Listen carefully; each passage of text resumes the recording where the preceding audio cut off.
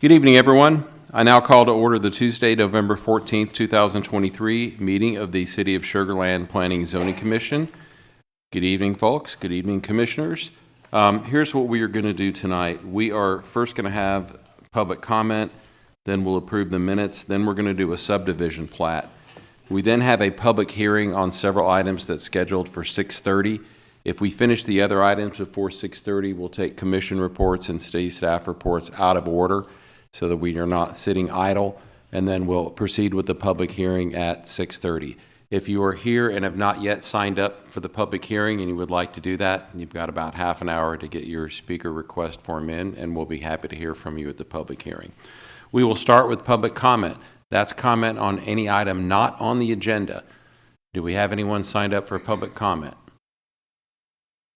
All right, then we'll move to item 3A, consideration of and action on the minutes of the October 26, 2023 meeting. Commissioners, you've got the minutes in your packets. Any discussion? Yes, I have one point. Underneath, let's see, it would be the number 3 in that item around the redevelopment concept plan. I know that we discussed the also leverage of natural resources in the Lake Point RAC, and as long as we understand that to be within these bullets, I'm good. I don't need to have a rewrite, but I just wanted to make sure that we understood that was part of the discussion when we last met. Okay, thank you, Commissioner Smith. So under that second bullet, location of civic space along waterfront and walking trails throughout the development, your recollection in the meeting was that there was a more robust discussion of, go ahead and put it in your words. Around leveraging the natural resources of Lake Point. Okay, but you're fine with the minutes as written, as with that understanding? Correct. Okay, great. Any other comments on the minutes? Okay, do I have a motion? Motion to approve. I've got a motion to approve by Commissioner Brown, second by Commissioner Parikh. Any additional discussion? All right, please vote.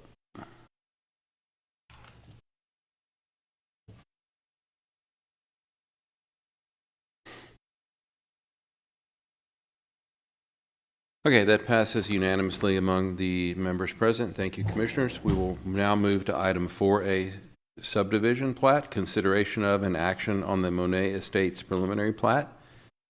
Jessica Eccles, Planner 2, come on down. Good evening. In y'all's packets, you have both the plat and the box exhibit. If you want to go ahead and open that up, I'll give you a moment, and then I'll get started with the presentation.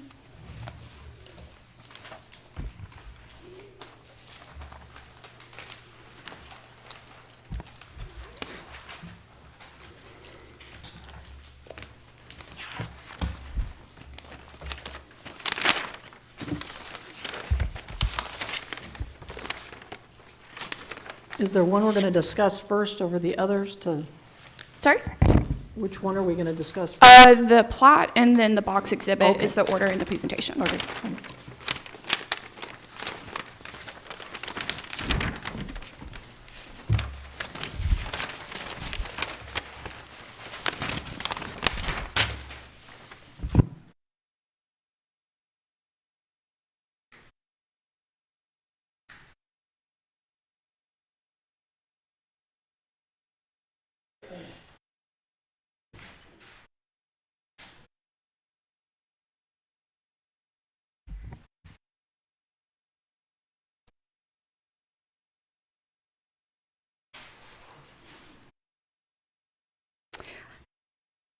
looks like most of you are done. So I'm going to go and get started. I do have a few refresher slides in the beginning since it's been about a year since you guys have reviewed a preliminary plat. So preliminary plats are submitted prior to final plats and any infrastructure plans. The purpose of them is to illustrate the general lot layout and street layout of the proposed development, and also confirm that the minimum lot size requirements can be met. Reserves and accesses are also shown on preliminary plats. However, master notes, signature blocks, and proposed easements are not shown. Those are going to be reviewed at the final plat stage. Preliminary plats are also not recorded at the county like a final plat. However, preliminary plats do have a box exhibit, which is not included in the final plat nor recorded at the county. The purpose of the box exhibit is to illustrate that each lot can meet the minimum lot width requirement at that front build line, which we'll go over later. Also a refresher, in 2019, the state legislature passed House Bill 3167, which affected municipalities' ability to review and approve plats. They gave 3 options for reviewing plats. You can either approve with conditions, or disapprove with an explanation. However, when you approve with conditions or disapprove with an explanation, you must cite the code requirement. And you all have been provided a platting guide, so that way when you are making your motions, you are able to cite those codes. So as an overview of this plat that's in front of you tonight, it is for a proposed single-family detached urban home development. It's located on a 5.99 acre site located in the city's ETJ at the northeast intersection of University Boulevard and Cabrera Drive. There are proposed 32 lots, 5 reserves, and 2 blocks. And access will be provided via a private drive that has 2 access points to Cabrera Drive. Prior to this preliminary plat being submitted, there was an amendment to the Riverstone General Land Plan. Minor amendment number 11 came before you all in April of this year. It changed the 5.99 acres from the previous land use of commercial office use to urban home residential. Because urban home is not included in Chapter 5, the subdivision regulations, there was also an amendment to the Riverstone Development Agreement. Amendment number 4 included development standards for urban patio homes, which are proposed in this development. The minimum lot width is 30 feet, the minimum depth is 95 feet, the front build line is 20 feet, and the minimum lot size is 2,800 square feet. In addition to those development standards, there was also a lot layout that was included with the development agreement amendment. This is the lot layout that they are to build to. It included 3 different lot types: a 30-foot wide lot, a 40-foot wide lot, and a 55-foot wide lot. So the proposed preliminary plat was reviewed in conjunction with those development standards, as well as that lot layout and Chapter 5 of the development code. So as you can see, here is one access point along Cabrera Drive. Here is the second. This will be a gated subdivision, so there will be gates at both of these access points. There is a cul-de-sac here where those 55-foot wide lots are located on. These are at the north end, those 30-foot wide lots, and then it goes into the 40-foot wide lots, and then those 55. And then here is that box exhibit. Again, the purpose of the box exhibit is to illustrate that the lots are going to meet that minimum lot requirement at that front build line. So it's kind of scaled down compared to the plat, but because this development agreement included those lot layouts that had those 3 different lot types, this box exhibit looks a little different. There are 3 different boxes shown, and it's to illustrate that there are 3 different widths and that those lots meet those minimum lot requirements. So with that, staff is recommending approval of the proposed Monet Estates preliminary plat. Staff is available to answer any questions you may have, and the applicant is also here tonight to answer any questions. Thank you, Jessica. Questions for staff? I've got one. Probably just a housekeeping item on the north side of the plat, where curve 23 meets curve 24. Why does the orientation of the text flip upside down? Again, just a housekeeping issue, but curious as to why it does that. Can you repeat the comment again? Sorry? Can you repeat the comment again? So along the north side, we're on the water side of this development, there is the curve line. If you'll notice curve 23, when it jumps to curve 24, the orientation of the text is flipped all the way through C33. I am not sure the reason for that. Probably needs to be cleaned up. Okay, Yeah. yeah, that can be a condition that you make. That's what I got, Matt. Thank you, Commissioner.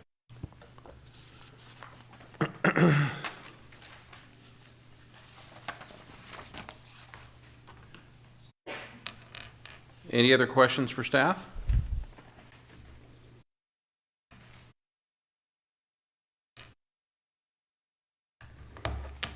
Okay. Then we'll move to consideration of action. I will make a motion that we approve the Monet Estates preliminary plat, subject to Commissioners Brown comments, that the identifying numbers on the curve line, it looks like to me it's from C31 to C24, be shown in the same direction as the other items on there. That would be a requirement pertaining to key identifier information pursuant to Development Application Handbook, Section 5, graphic requirements for preliminary plat, and Development Code, Chapter 5, Article 2, Section 5-17. Anyone want to second that? I second. I've got a second. Thank you very much. Any further discussion? All right, let's vote.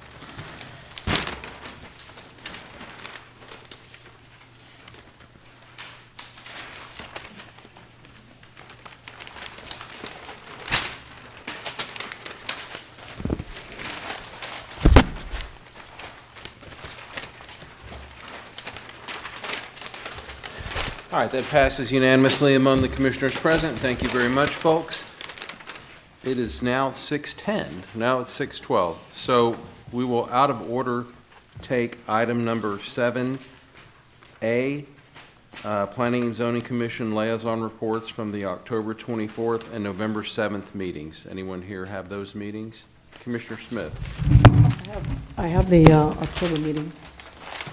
On the October 26th meeting, there was a workshop where the council met with staff, where they're looking or discussing ways to further regulate the sales and usage of tobacco, hookah, and vape retail sales, as well as usage. And then they went into closed session to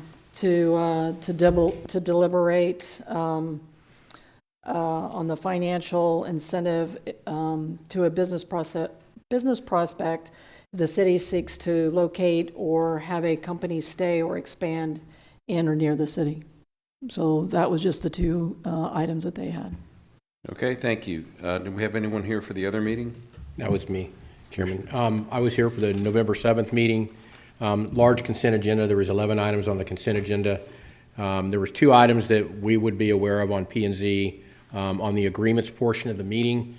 The first one was the approval of the Austin Parkway drainage improvements were approved to the tune of $14 million. And then we've talked about traffic improvements before. They approved $727,000 for upgrading the traffic lights that sense when an emergency vehicle is coming, to change the lights for easier movement of emergency vehicles within the city. So that was approved as well. And then there were some charter review and training that went on for the council that they dealt with. All right, thank you very much, commissioners. Do we want to do 7B, city staff report, out of order? We can, sure. So from the staff, we have tonight's meeting. We have our last regularly scheduled meeting of the year is December 12th.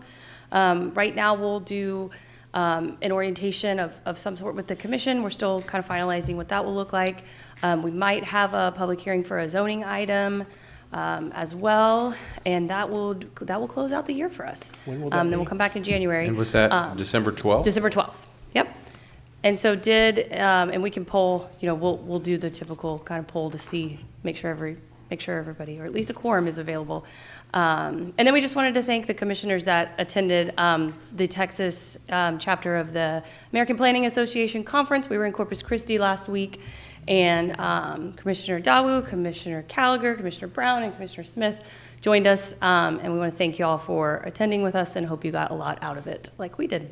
Thank you for organizing. Yeah, thank you for Well, it. thank Was learned a lot. Yes. I have one question. We had in our packets There's a city council agenda request for So. December the 5th? Yeah, so there was a mislabeling on the paper copies, but it was labeled correctly on the Okay. Novus agenda. So, yeah, something happened with the printing. So, sorry about that confusion. Yeah, and I'll echo what the other commissioner said. I want to thank staff and mayor and council for the invitation to attend the state APA convention. It's always a good convention, and it's always a good opportunity to interact with staff. So thank you very much for including us, and we look forward to next year. Appreciate that. Thank you. All right. So we will be in recess now until 6:30. The public hearing is posted for 6:30, so we have to start it at 6:30. So people that plan to be here at 6:30 to be heard are here. So we will be in recess until 6:30.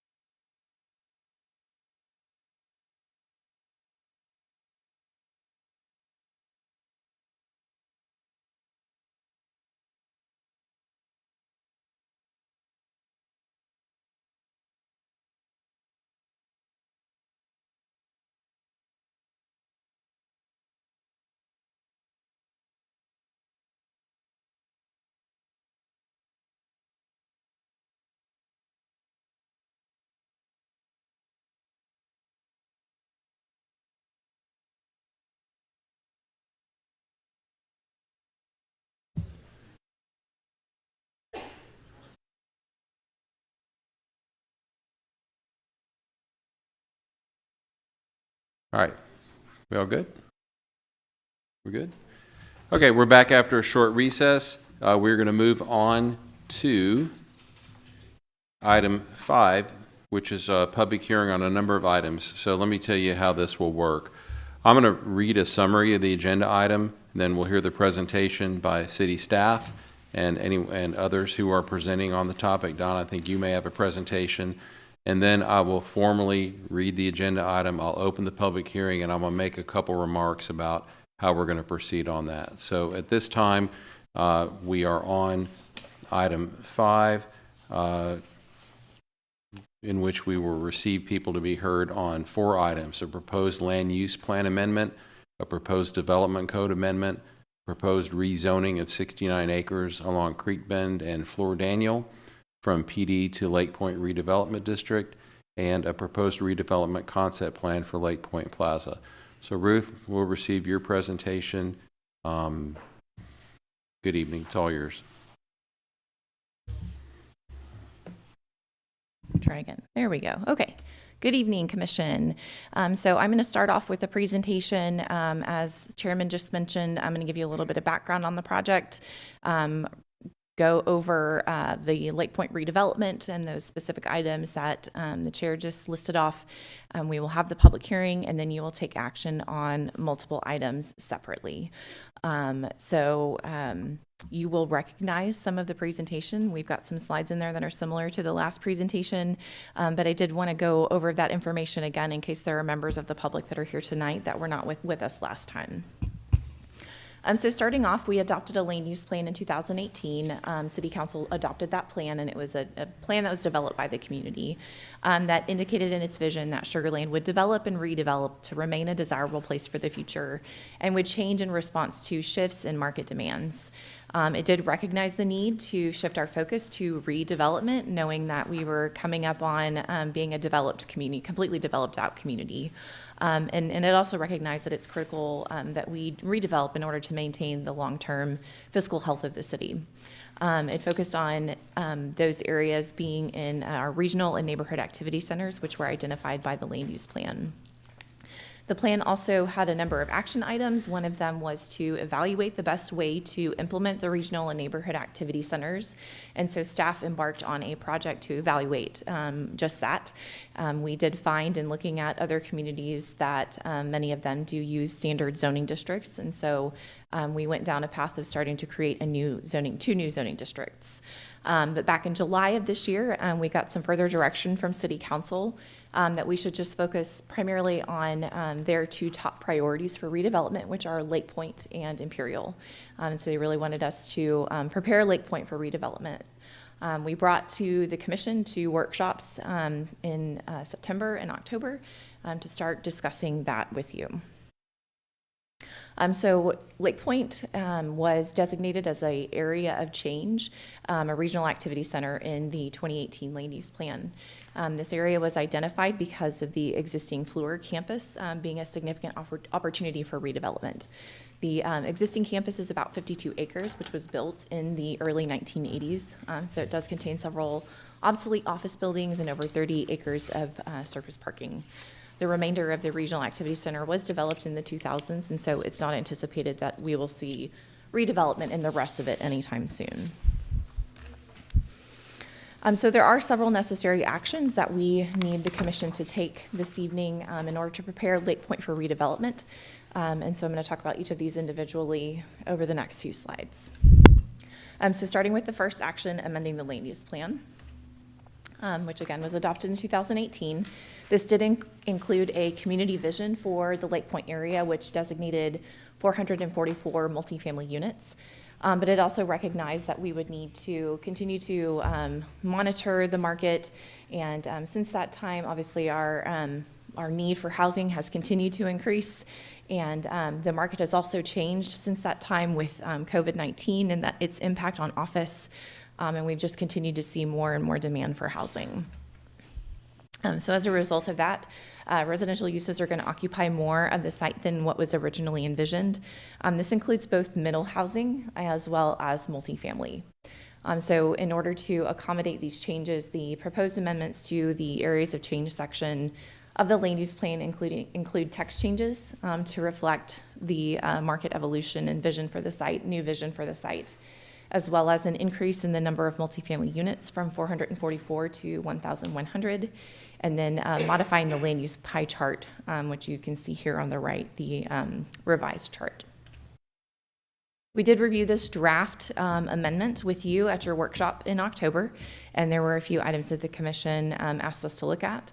The first was for us to consider whether we should increase the number of additional multifamily units to ensure that what was being proposed would be sufficient for redevelopment. The number of units that are being proposed is based on the Lake Point Plaza development concept that we have. We really don't have any other data that would support any additional units, and so at this time we're recommending that we continue forward with the 1,100 total for the Regional Activity Center. The commission also asked that we consider labeling civic space or including the civic space in that land use pie chart.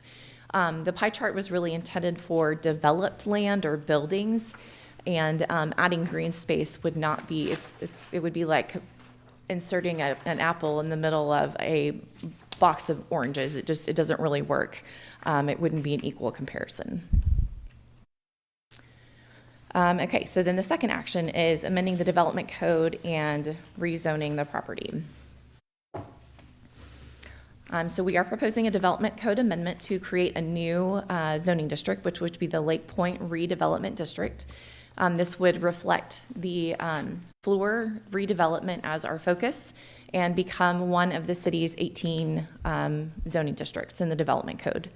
This zoning district will set the standards and processes for development in this specific area, including for allowing a mix of uses and focusing on the pedestrian experience. And then just kind of a reminder overview of what all is included in that district. Is housing variety. So this will provide some new house scale options that will support a greater mix of lifestyles. This complementary density allows for amenities and retail and daily services to be reachable within walking distance.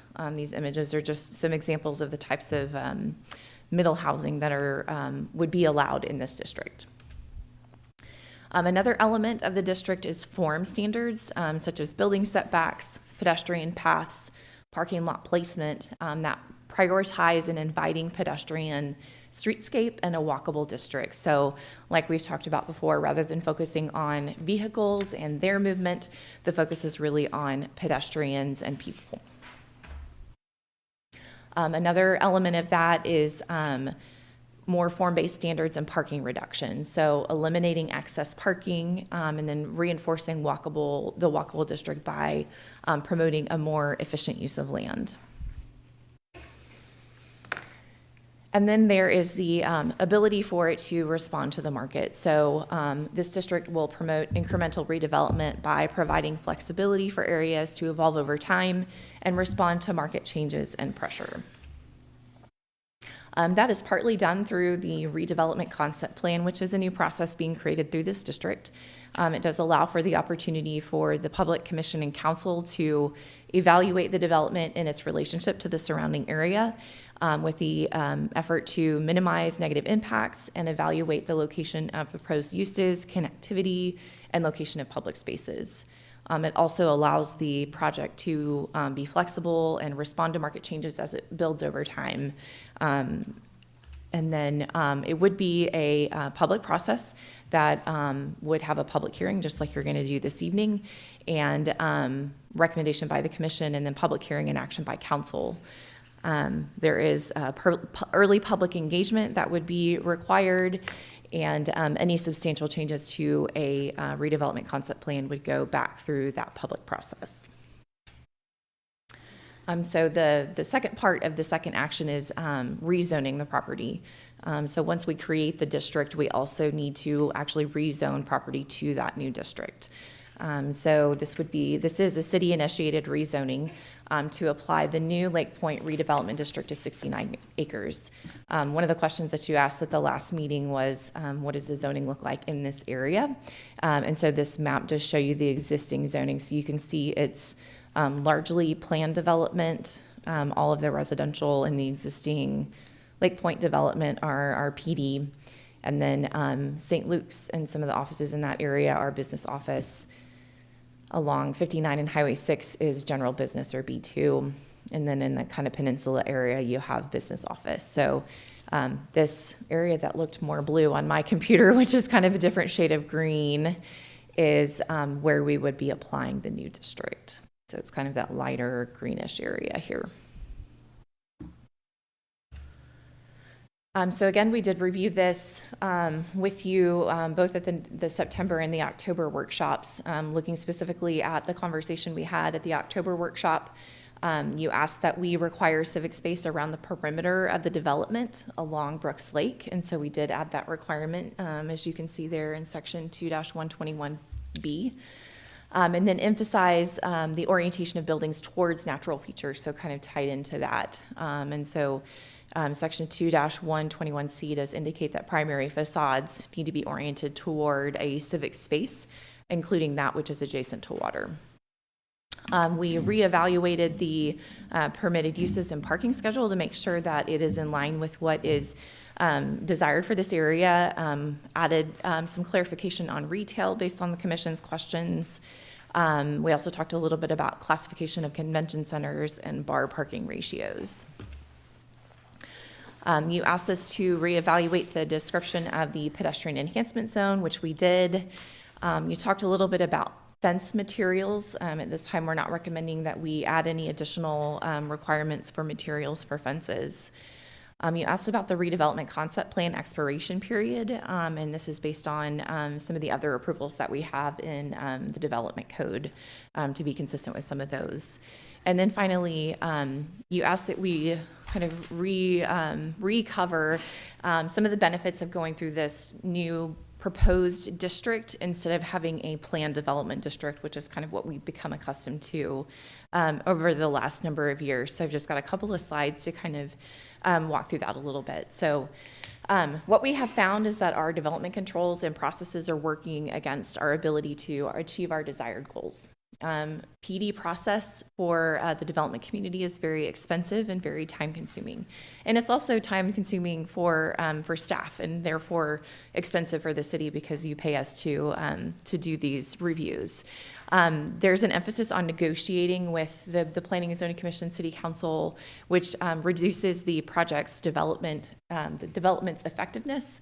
Also, small and large-scale projects alike go through that same extensive process, so it's just not an efficient use of time. And then it also lacks the flexibility to respond to market changes, so it really locks in a specific plan, a specific use list for a particular project. So if something changes, then there's just a significant amount of time that has to go back through to be responsive to those changes over time.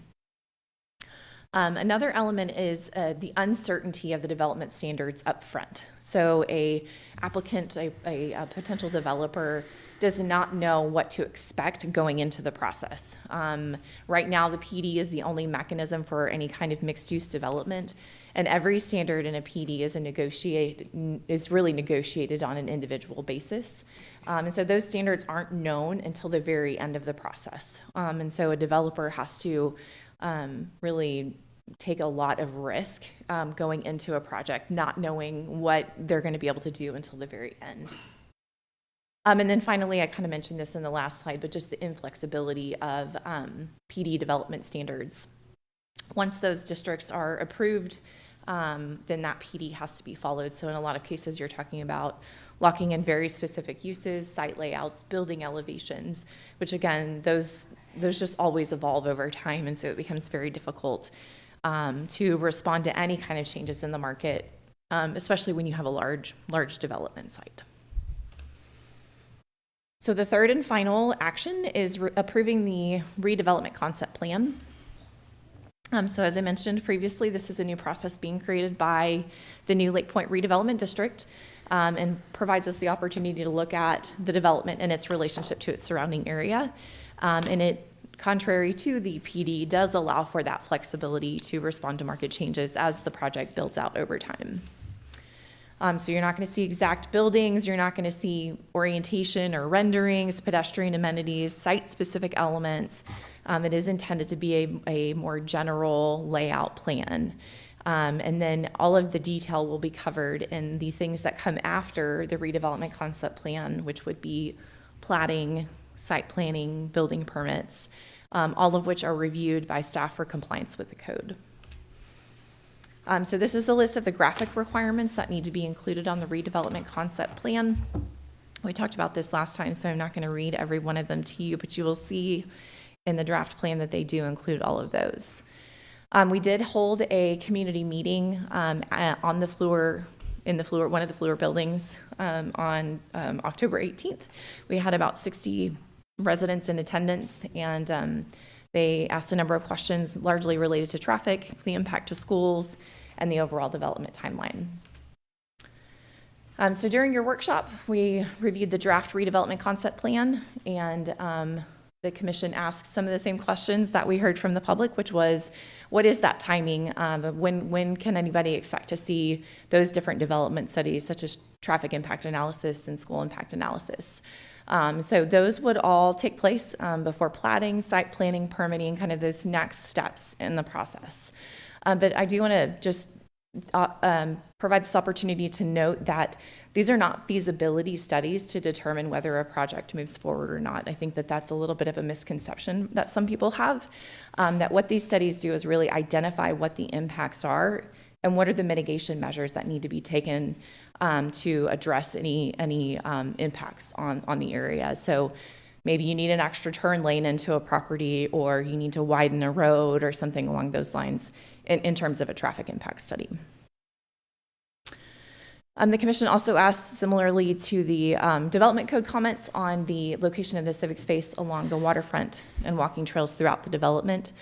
So the applicant did provide some additional, they are showing now additional civic space along Brooks Lake. And then there was some clarification related to labeling and such on the diagram and the legend. So you'll now see those dashed lines go completely around all of the development areas, and they're also indicated in the legend. And then we had them make a couple of minor modifications related to the colors for roadways and civic space.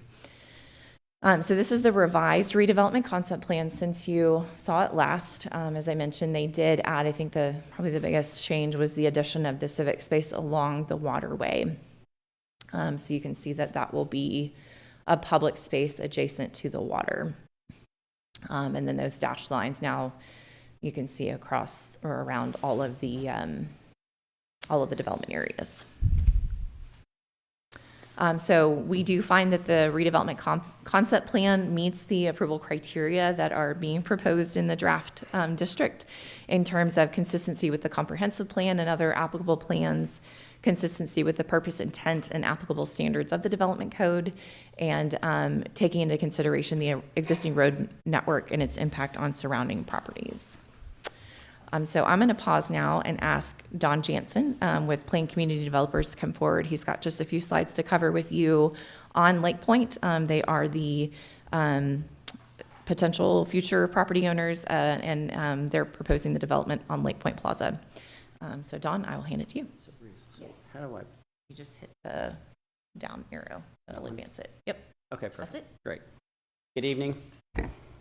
Thank you for allowing us to present Lake Point Plaza. We're excited about this. So just a little background. I'm Don Jansen with Plain Community Developers, and I and my partners have been developing in Sugar Land since 1979 through Sugar Land Properties and now PCD. I live here and have raised 2 children and now 6 grandchildren. My son is in the audience, who now just came to work with us, so I actually have backup, which is awesome. Sugar Land's my home, and I'm very passionate about its future. In this process, I'd like to start by saying how much we appreciate the city's willingness to stretch a bit and embrace density and some new ideas. So I appreciate your forward thinking on this topic. So in the interest of time, I know you've seen this presentation before. I'm just going to hit some high points. But in kind of a little lead up to this, in Sugar Land today, there's only 4% of the land in Sugar Land undeveloped. So we're in effect building to meet tomorrow's needs. New projects must be well planned, maximizing the land while preserving its natural character. So new development must embrace density as we now redevelop those unique areas that lend themselves to density. Sugar Land continues to grow, but so do the surrounding communities. So we must stay competitive by developing well-amenitized areas capable of attracting highly skilled workers and families to support companies. For example, office buildings of tomorrow must be located in a mixed-use, highly amenitized setting to compete and be able to entice employees back to work. Town Square is a great example of that. Through the downturn in office, we've been able to maintain occupancy here. As we considered our vision for Lake Point, we focused on 4 distinct concepts: a unique place with its own identity, preserve and activate the natural beauty, which are mature trees and water, create multiple destination venues where people make memories, and welcoming for all age groups. And in fact, Lake Point Plaza must activate the area, be vibrant, and be in constant use. So the goal is a perfect blend of residential and commercial uses that are in a convenient, walkable environment. No destination in Lake Point will be more than 5 minutes away. Whoops. So this is the existing site, and just for some context, one thing that has never changed in my 40 years of development experience is people are seeking a quality of life. In recent years, that was demonstrated in PCD's development of Sugar Land Town Square, and also the 190 acres which is in Lake Point Town Center, which completely surrounds the site. This aerial shows the current site plan and the areas PCD has developed around the Floor campus. We created a mixed-use setting, including retail, medical, high-density housing, and office. The land use percentage is approximately 1/3 retail, 1/3 office, and 1/3 medical. Our goal is to continue that plan with a greater focus on activating the waterfronts and expanding the public parks and green space. So the current master plan program includes green space, and there's a table to the left. I'm not sure you can read it or not, but green space, residential, office, restaurant, and retail and hotel hospitality. From an overview standpoint, the high-density residential, which is shown in yellow, will be located within the current 30 acres of surface parking. 5 builders are working on multiple product types, all in a high-density arrangement similar to what we developed in Lake Point Town Center. The Floor Daniel entry will be flanked by high-density condos, senior living, and multifamily/live-work units, thereby concentrating the commercial uses along a major traffic corridor. On the master plan aerial, the focal point of the project proposes a conference center with exhibition hall with adjacent upscale hotel.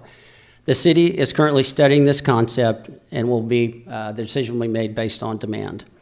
We're working with multiple hotel developers that have determined the need for that product as none really exists today.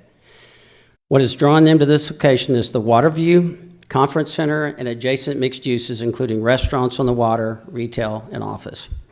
We're studying the idea of actually having restaurants that will be built over the water. Once again, we've got to come up with destination-type opportunities that really don't exist really in this part of the region. So in the green space design, our goal is to enhance and improve the current pedestrian access with additional trails, sitting areas, and open space.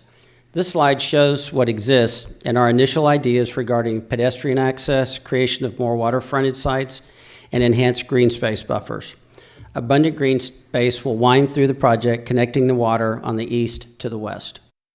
In the center, shown in orange, is community open space, which will be similar to Sugar Land Town Square with activities and family gathering areas. Plans are also to construct a pedestrian bridge to connect Lake Point Plaza to the Lifetime Fitness facility across the lake. So we call this kind of the live, work, and play slide.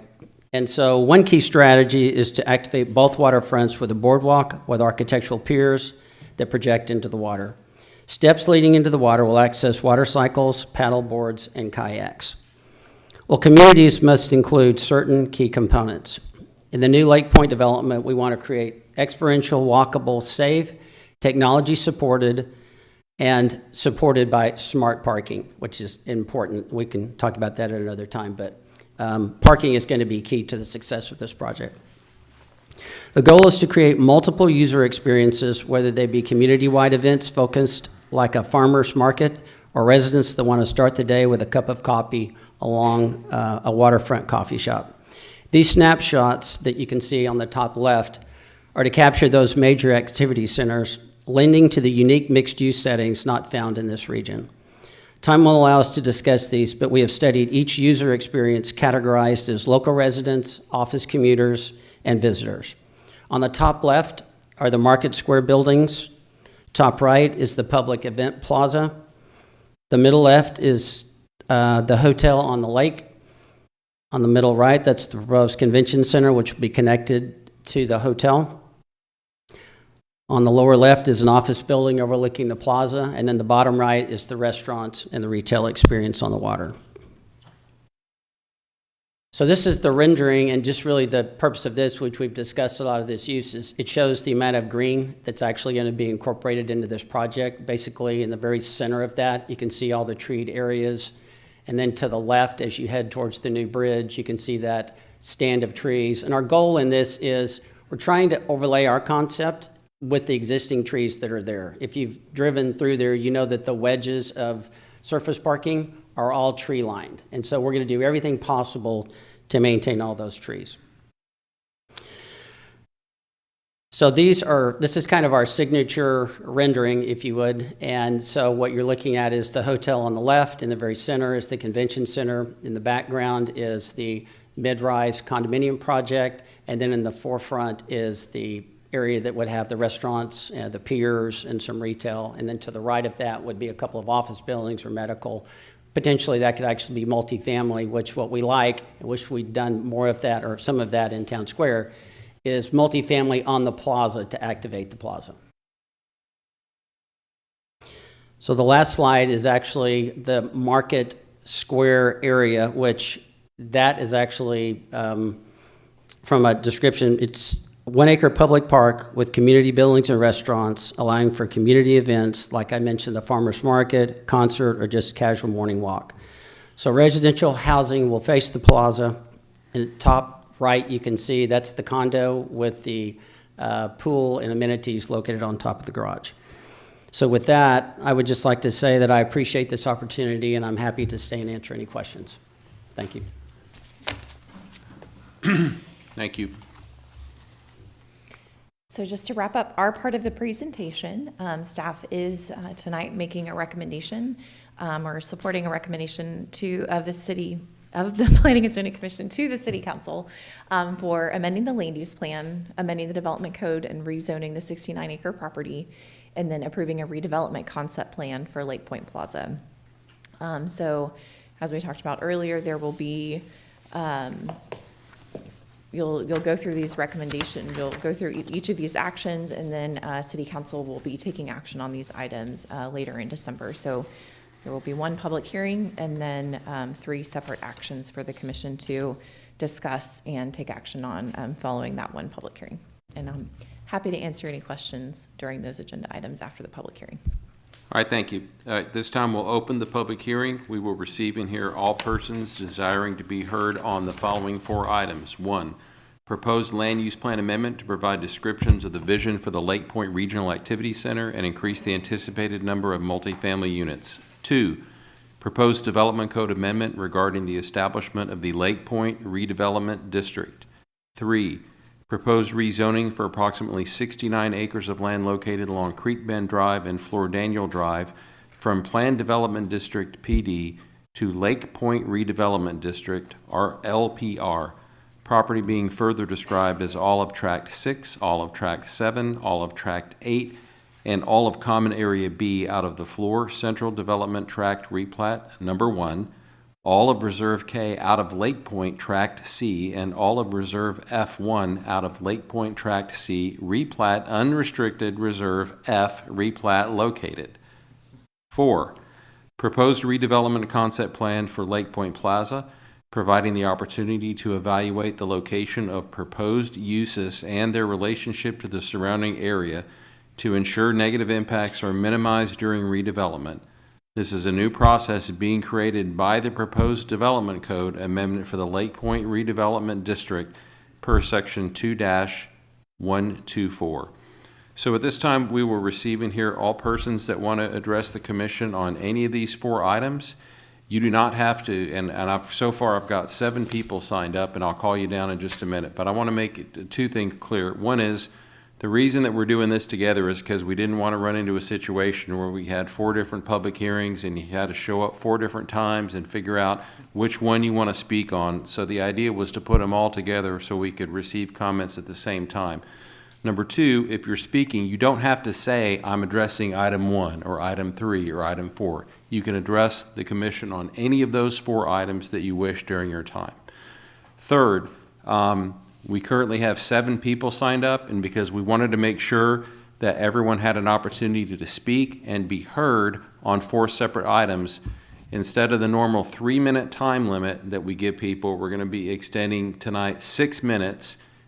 You don't have to take 6 minutes, but you're welcome to take 6 minutes for anyone that would like to be heard, to accommodate the fact that some folks may want to address more than one of these items.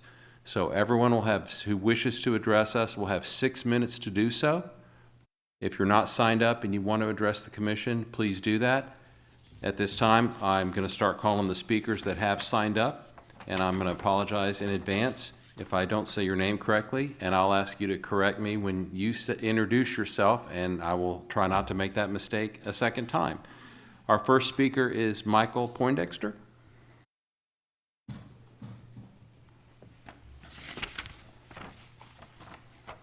Good evening. Yeah, so when I spoke to you last month, I had 3 minutes, so this is a luxury. Thank you very much for the opportunity to speak to you again. Can we have him state his name and address? As I stated last time, I'm sorry, just state your name and address for, I did, I know I said it, but just state your name and address for the record. Thank you. Michael Poindexter, and as stated last month when I spoke to you, I live across the street at Enclave at Lake Point, a place I love. I grew up in Houston, Woodland Heights specifically. When I was a kid growing up, Sugar Land was an envious place, I'll tell you. In the neighborhood I grew up, Sugar Land was always highly spoken of. When I finished my out-of-state studies, I couldn't wait to get back here, and I did, and I've loved it. Lived here for 35 years.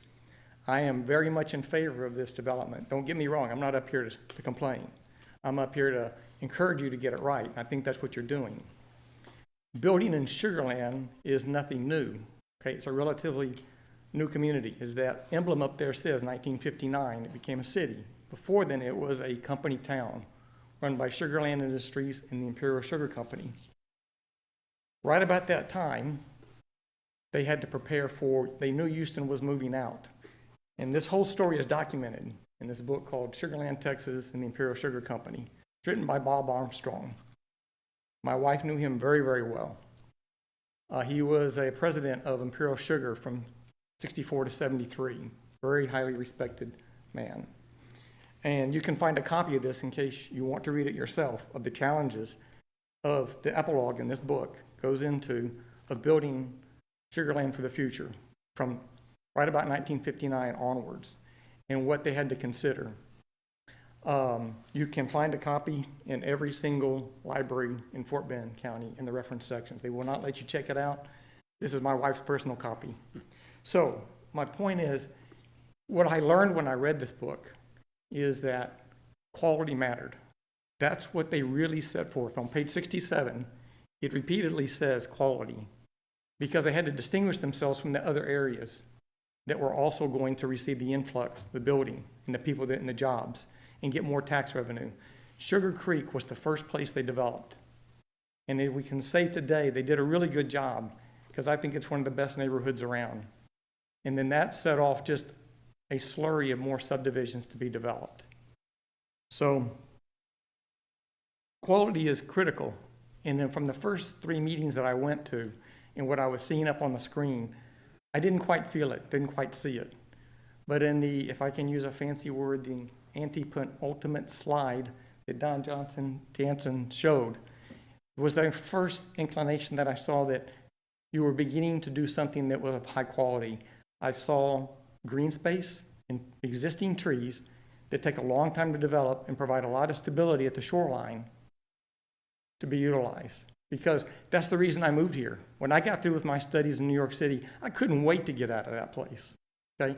I love it down here because I feel like it's a good blend of outdoor spaces but high quality residential and just a community that I have enjoyed and still enjoy.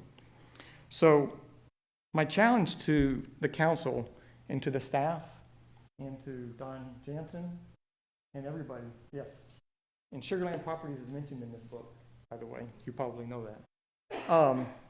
Is that in your heart of hearts, I know this plan has yet to be developed. It's still a work in progress. That's good. That means you're grappling with it. Most hard problems don't get solved 1, 2, or 3 tries. It generally takes me 8 or 9 times before I get even close to what I'm happy with. My point is, in your heart of hearts, can you say that when you're finally done with it, would each of you say to yourself that where you live right now, you would sell where you live and you couldn't wait to get to this community? Because that's how I felt living in Sugar Land the first time my wife and I toured Enclave at Lake Point. We looked at each other and for the first time said, we can't wait to make a bid on a house and get in there. And we've loved it every minute. Now, we liked Sugar Land before then, don't get me wrong. But when we saw that, we knew it. So my challenge to you, when you put this thing together and you're still gonna go through a few more iterations, would you yourself move there? And if you would, my comment is proceed, because you've done something that's high quality. You can't fake quality, you never can. But if it's something that's like, it's nice, but you wouldn't get me to buy there, then all I would say is do some more work before you get it right, because we don't have a lot of land to develop. We need to do something with a very, very valuable space, and I wish you well. Thank you. Thank you. Our next speaker is Susan Fortenberry.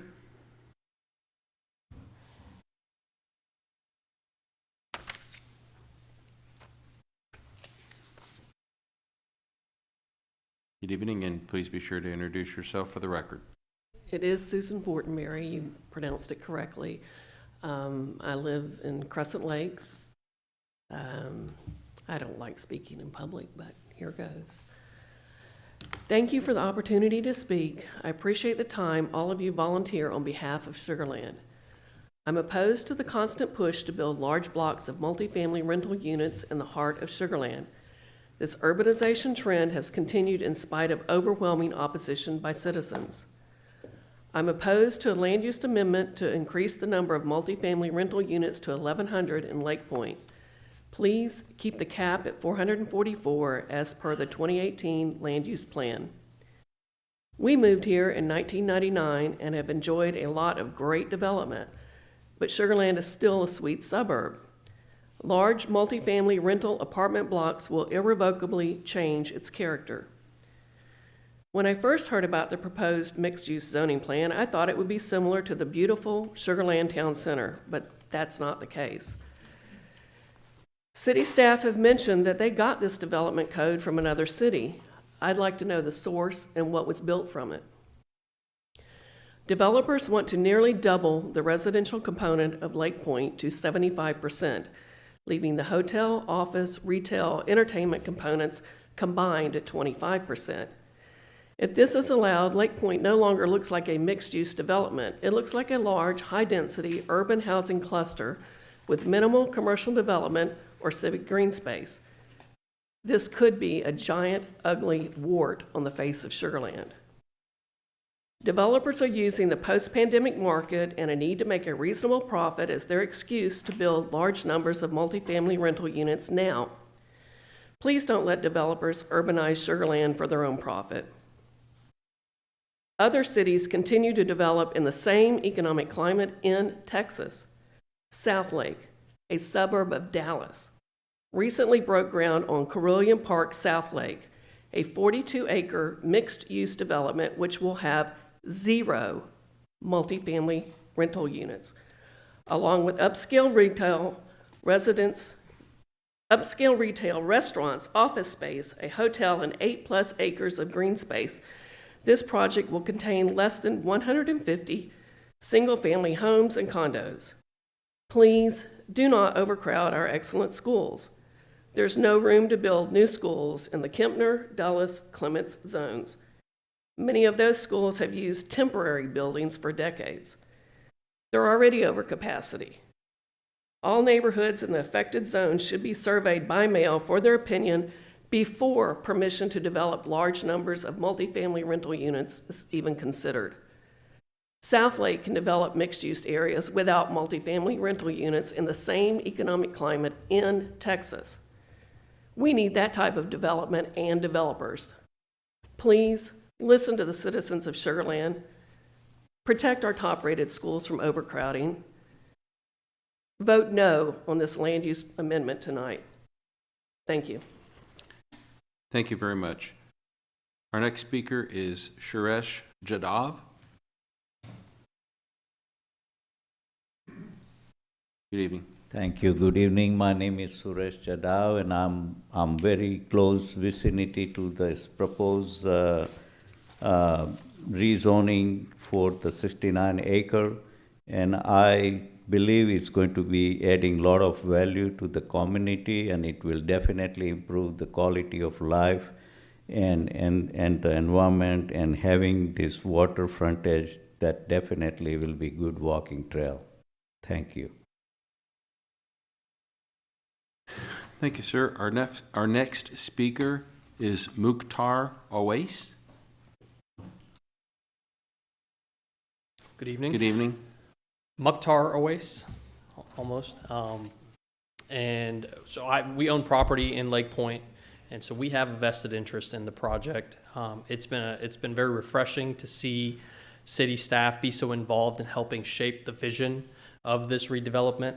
I think this is the best and highest use for the property going forward, and so we're unequivocally in favor of the project. I think the developer that's doing this is the right team and the right group to do this. I think they've shown the experience and the track record to develop in Sugar Land, and everything that they've done so far has panned out, and so that we have no reason to believe that this won't be a great project, and it's an opportunity for the city to kind of further solidify its brand. So the city of Sugar Land obviously is a brand across the country, and I think a new project like this, with the thought that's gone into kind of putting this together, has the opportunity to kind of re-solidify Sugar Land as one of the best places to live in the country. So we're in support of the project. We think this is a great project, and we want to commend the staff for the good job that they've done in putting this together. Thank you. It's 1139 Lake Point Parkway. Okay, our next speaker is Sanjay Singhal.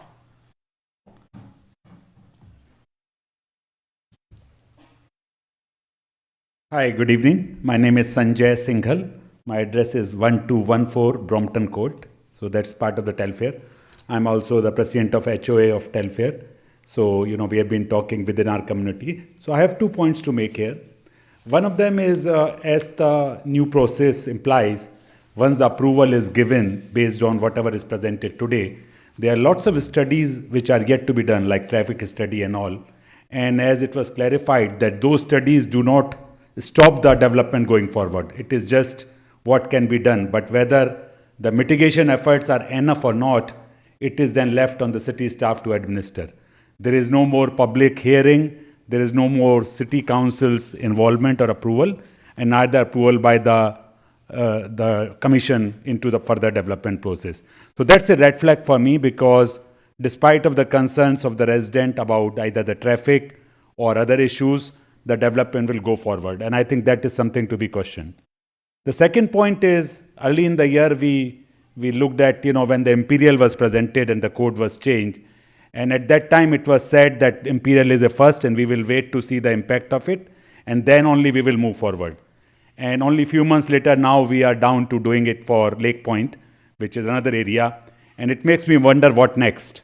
And I can't imagine that, I am already hearing rumor that next will be Track 5 in Telfair, which is setting a very wrong precedent, because overwhelming majority of the residents in our area are definitely against the redevelopment of similar kind in Telfair.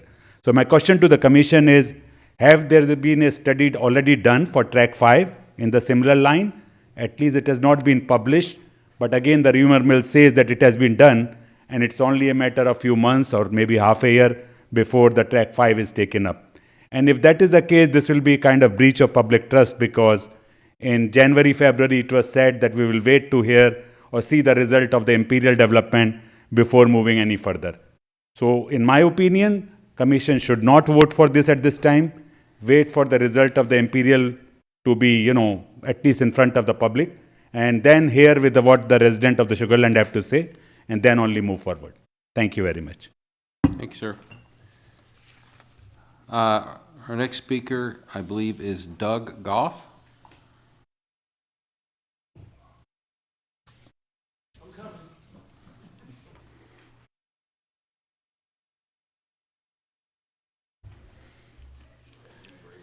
Take your time. We're not starting your clock till you get down.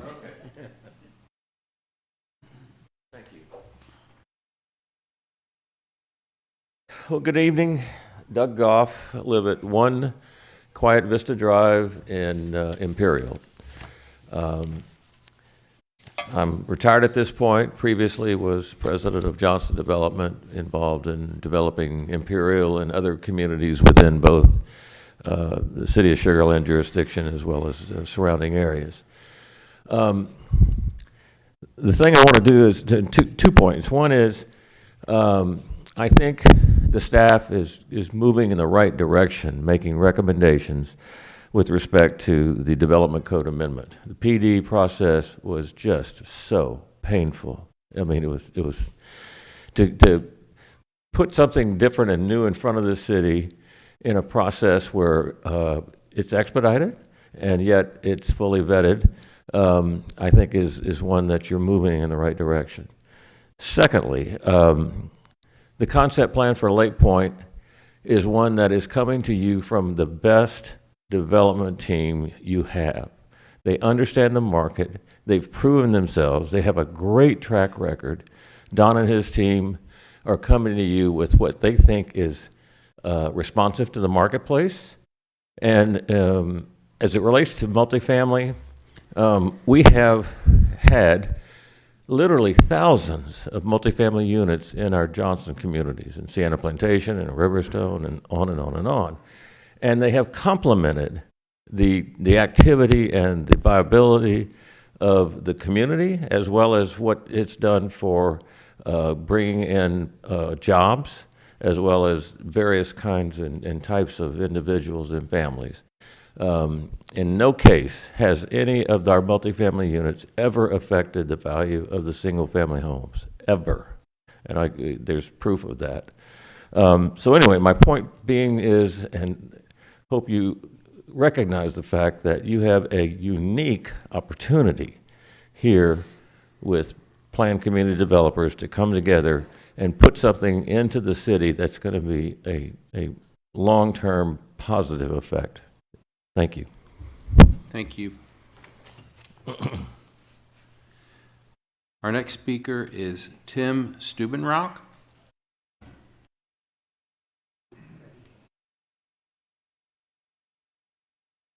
Good evening. Thank you for hearing me. My name is Tim Stubenrauch. I live at 3210 Spring Trail Drive, First Colony in Sugar Land. I've been a resident here for 27 plus years. I've raised my family here for 27 years. I've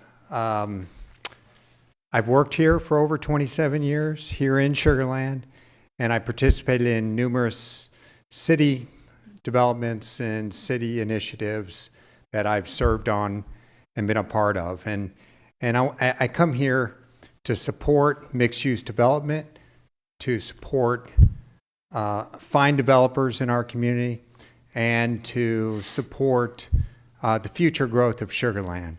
I think it's the right thing to do.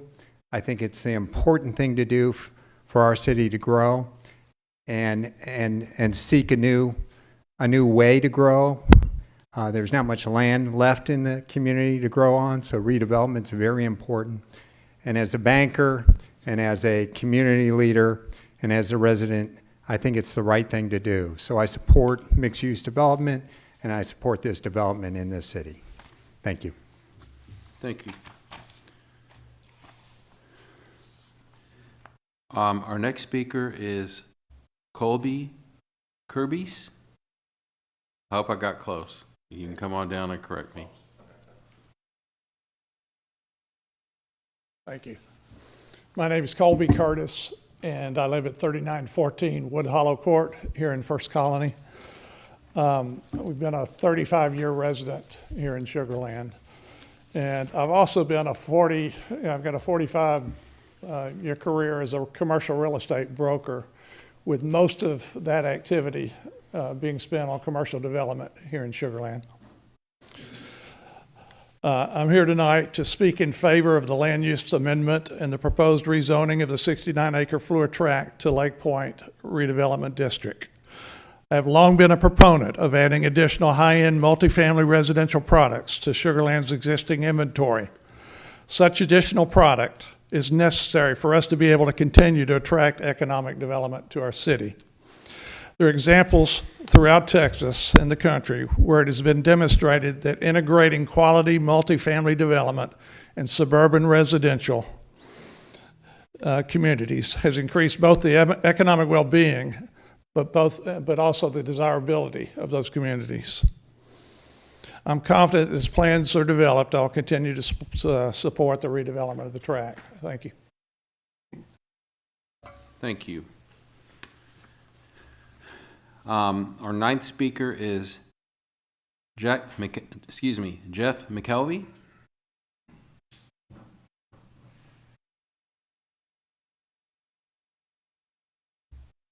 Good evening. I apologize, had no knowledge prior of this development, and I am an owner in the villas of Lake Point.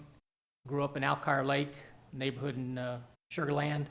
Excuse me, currently live in Sugar Creek, own property in Lake Point again, in the villas. This letter was the first letter we've ever received about this. None of my neighbors who are sitting behind me ever received any notice. So I apologize again that I'm not aware of everything, so I'm just not here to make a speech. Are we allowed, Mr. Chairman, to ask questions, or is that for another time? So two things. One is you're free to state questions. We don't engage in colloquy with folks during public comment. If you want to address questions to city staff, you know, we can try to facilitate a discussion and make sure that those get addressed if they're appropriate. And also, I don't think you said your address, and I think we'd like to know what that is too. So 38 just River work Creek. that in. I'm sorry, I apologize. That's all right. Go right ahead. 38 River Creek in Sugar Land. Okay. And so the neighbors and I would like to know if it's kind of cryptic, these letters, the letter that we got, if there's going to be apartment complexes or what the definition of multifamily units is exactly. From the presentation from the developer, we saw that there's going to be mid-rise to high-rise condominium. Also would like to know if there's going to be apartment complexes. Obviously, as residents there, we have a worry, if you will, of what this is going to do to traffic. Traffic study was mentioned.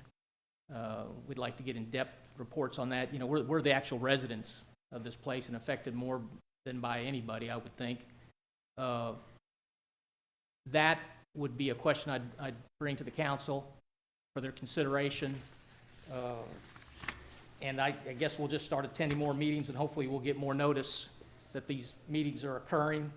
And we'll try to get my neighbors to come out here and support the council and any questions we have. I appreciate your time and consideration of our questions. Thank you very much. Thank you, sir. Our next speaker is Jim Moore.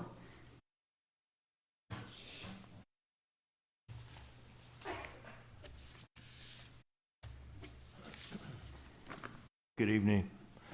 Sorry for the late arrival and not a problem. Putting my name down. My name is Jim Moore.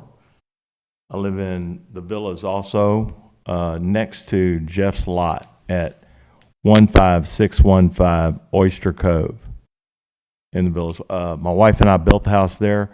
Steve Fuquay built the house. We love Sugar Land. Let me back up a minute. I'm a real estate broker. Have been in Houston and Sugar Land for 25 years. I've lived in Sugar Land since 2005, I believe. My wife's lived here a lot longer. But I just wanted to back Jeff up and state that there are some villa residents sitting back here in our neighborhood rep, Ron, and we really had no notice of this meeting. I've been out of town for a couple of weeks. There was an email that Jeff got going yesterday, and my neighbor across the street, which he couldn't make it tonight, his name is Thomas Tran. They started circulating this letter in this email that Jeff got to me 2 days ago. So, you know, as being in real estate for as long as I've been in real estate, I understand what the developers are trying to do, and I don't blame them. The only thing that right off the bat that concerns me is traffic and crime. Really, I think this gentleman might have said that something about a new bridge. If so, I missed that. I apologize. But there's really only 2 ways out of that area, because the third way, going past Whole Foods, is always very congested. So my biggest concern, just like right off the bat, is traffic. So I'm as a real estate guy, I only see that right now there's 2 ways out, because the third option, going past the hospital down to the freeway, is always very crowded. I never go that way and haven't gone that way in years. So you got 2 ways in and 2 ways out. So that's kind of where I start. And you know, again, we've had no really adequate notice. So thank you for letting me talk. All right, thank you, sir. Okay, that's everyone that I have signed up. Would anyone else like to address the commission during this public hearing? If so, get a form. Sir, are you going to want to address us? All right, let's get this gentleman a form so he can be heard. Come on down. We'll take care of it.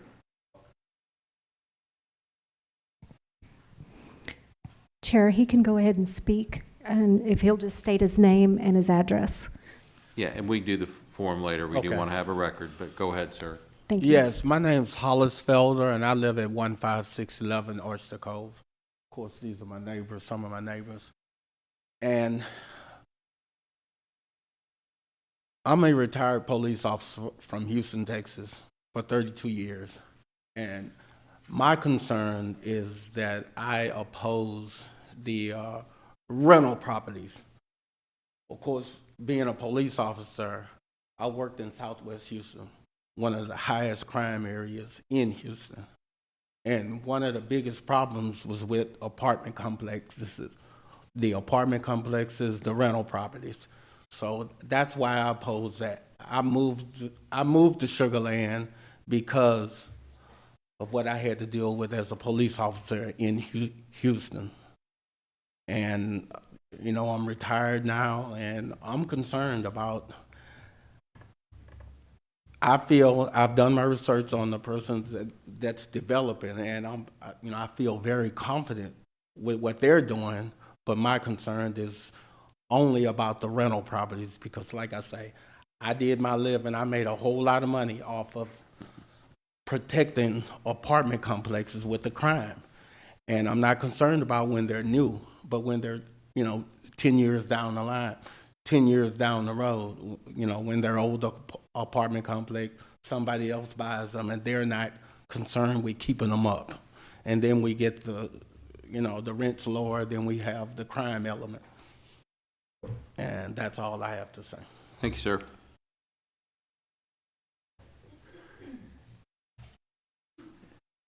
And sir, let's just get you to fill out this form, okay, on your way back, if you don't mind. And he had my name on his wife. You can fill out your form, and we'd love to hear from you too. I know what my wife would say if I tried to put her on my form, so we'll get you your own form. Good afternoon. My name is Nicole Felder, and I live with my husband at 15611 Oyster Cove.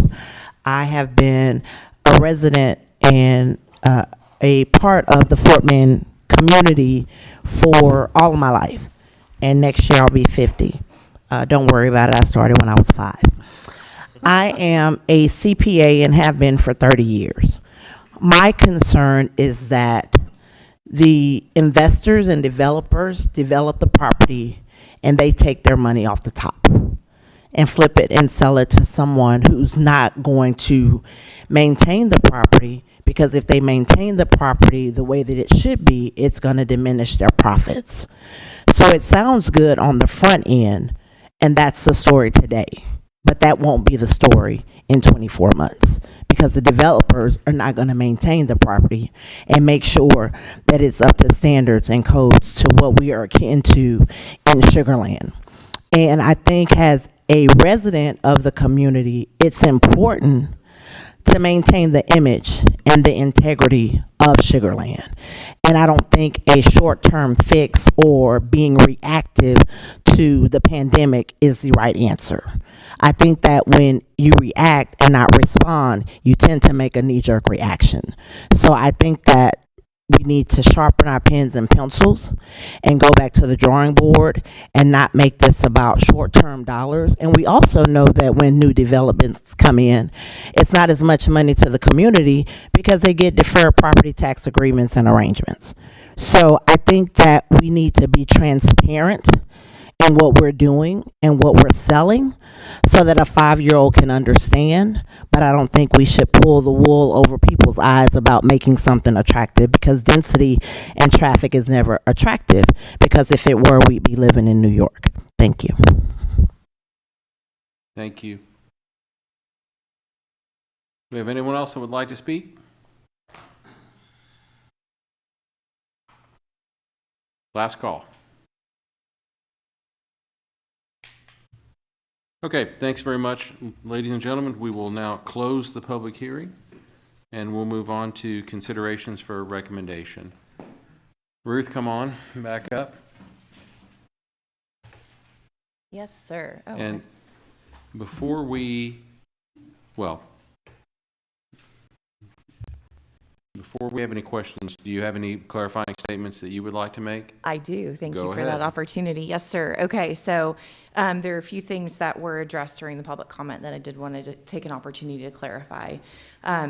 We had at least one member of the public asked about Tract 5 and any plans that the city has for applying mixed-use zoning or anything to that property. We are focused solely on Imperial and Lake Point right now, as directed by City Council. And there was a study that was done that was supported by TERS 4. The study was released, but the city is not moving forward with implementing anything that came from that study. So I think there was a mention of that study.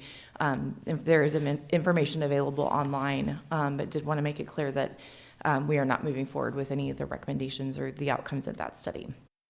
A second element, there was a question about definition of multifamily. Is that the same thing as apartments? Also heard a couple people reference crime and other parts of the Houston area in particular. And so just to kind of summarize all of that, I would say that yes, apartments, multifamily can mean the same thing.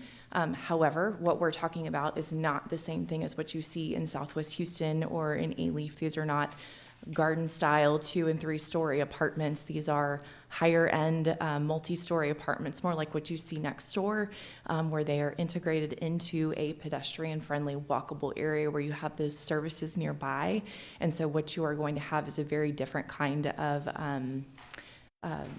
lifestyle, a different kind of tenant potentially that would be drawn to that area. We have had studies, evaluation done by our police department, and we have found here in Sugar Land that the number of crimes, the amount of crime relative to multifamily is not different than what we have in our single-family areas, that it is comparable when you look at a unit-by-unit basis. And so that is not something that we're concerned about. Another element that we heard tonight, which we often hear, is about impacts to schools. We do have data from 2022, so it is about a year, last year's data, but this school or this area is zoned to Highlands Elementary, which had about a 72% occupancy in 2022. Dulles Middle School was at 72%, and Dulles High School was at 84%. So all of those schools do have capacity to add additional students. And then finally, with regard to traffic, as we mentioned, there will be traffic studies done before we move forward with platting and building permits. But I also want to point out that part of the point of a mixed-use area like this is to encourage people to get out of their cars and to walk around. And so, yes, people who live there, not everyone is going to also work there, and not everyone that works there will live there. But the idea is that those peak hours will be lowered, spread out. The traffic will be spread out throughout the day, because you will have some people, just like here, that maybe come here to work and then stick around for a little bit for dinner instead of leaving right away, or maybe stick around for an evening event or something like that. So it will be slightly different. It's not just like looking at an office building plus a single-family neighborhood plus a retail center and adding those up, and that's what the traffic looks like. It's really a very different kind of traffic pattern than what you would see in kind of our typical suburban pattern. Can you talk about notice for a minute? Because I'm concerned about that issue as well. Sure. Yes, so we are required to notify property owners within 200 feet of a rezoning, and so that is what we did in this case. It hit, I think, about 42. Was that the number? No. It did not. 58, excuse me, residences in the Lake Point area. So it was primarily the ones kind of up to the left that are across Creek Bend, and then a few that are up to the right across Creek Bend, and then just a couple across the lake. That lake is pretty wide, so by state statute and city ordinance, we're required to notify within 200 feet. The Homeowners Association was also included in that notification. Okay. I'm going to open up in just a second, but I'm going to preview something. So when it's my turn, I'm going to ask you or someone on staff to kind of review all the public engagement that we've gone through for this particular project, because I'm sensitive to the fact that the people that are impacted by just the rezoning part are the ones that got notice in connection with that. Mm-hmm. And so I'd like to make sure that we're clear on what the public engagement has been for the Lake Point concept in general. Okay. So think about that. Okay. And I'll ask it later. Okay. All right, other questions for staff? I've got one.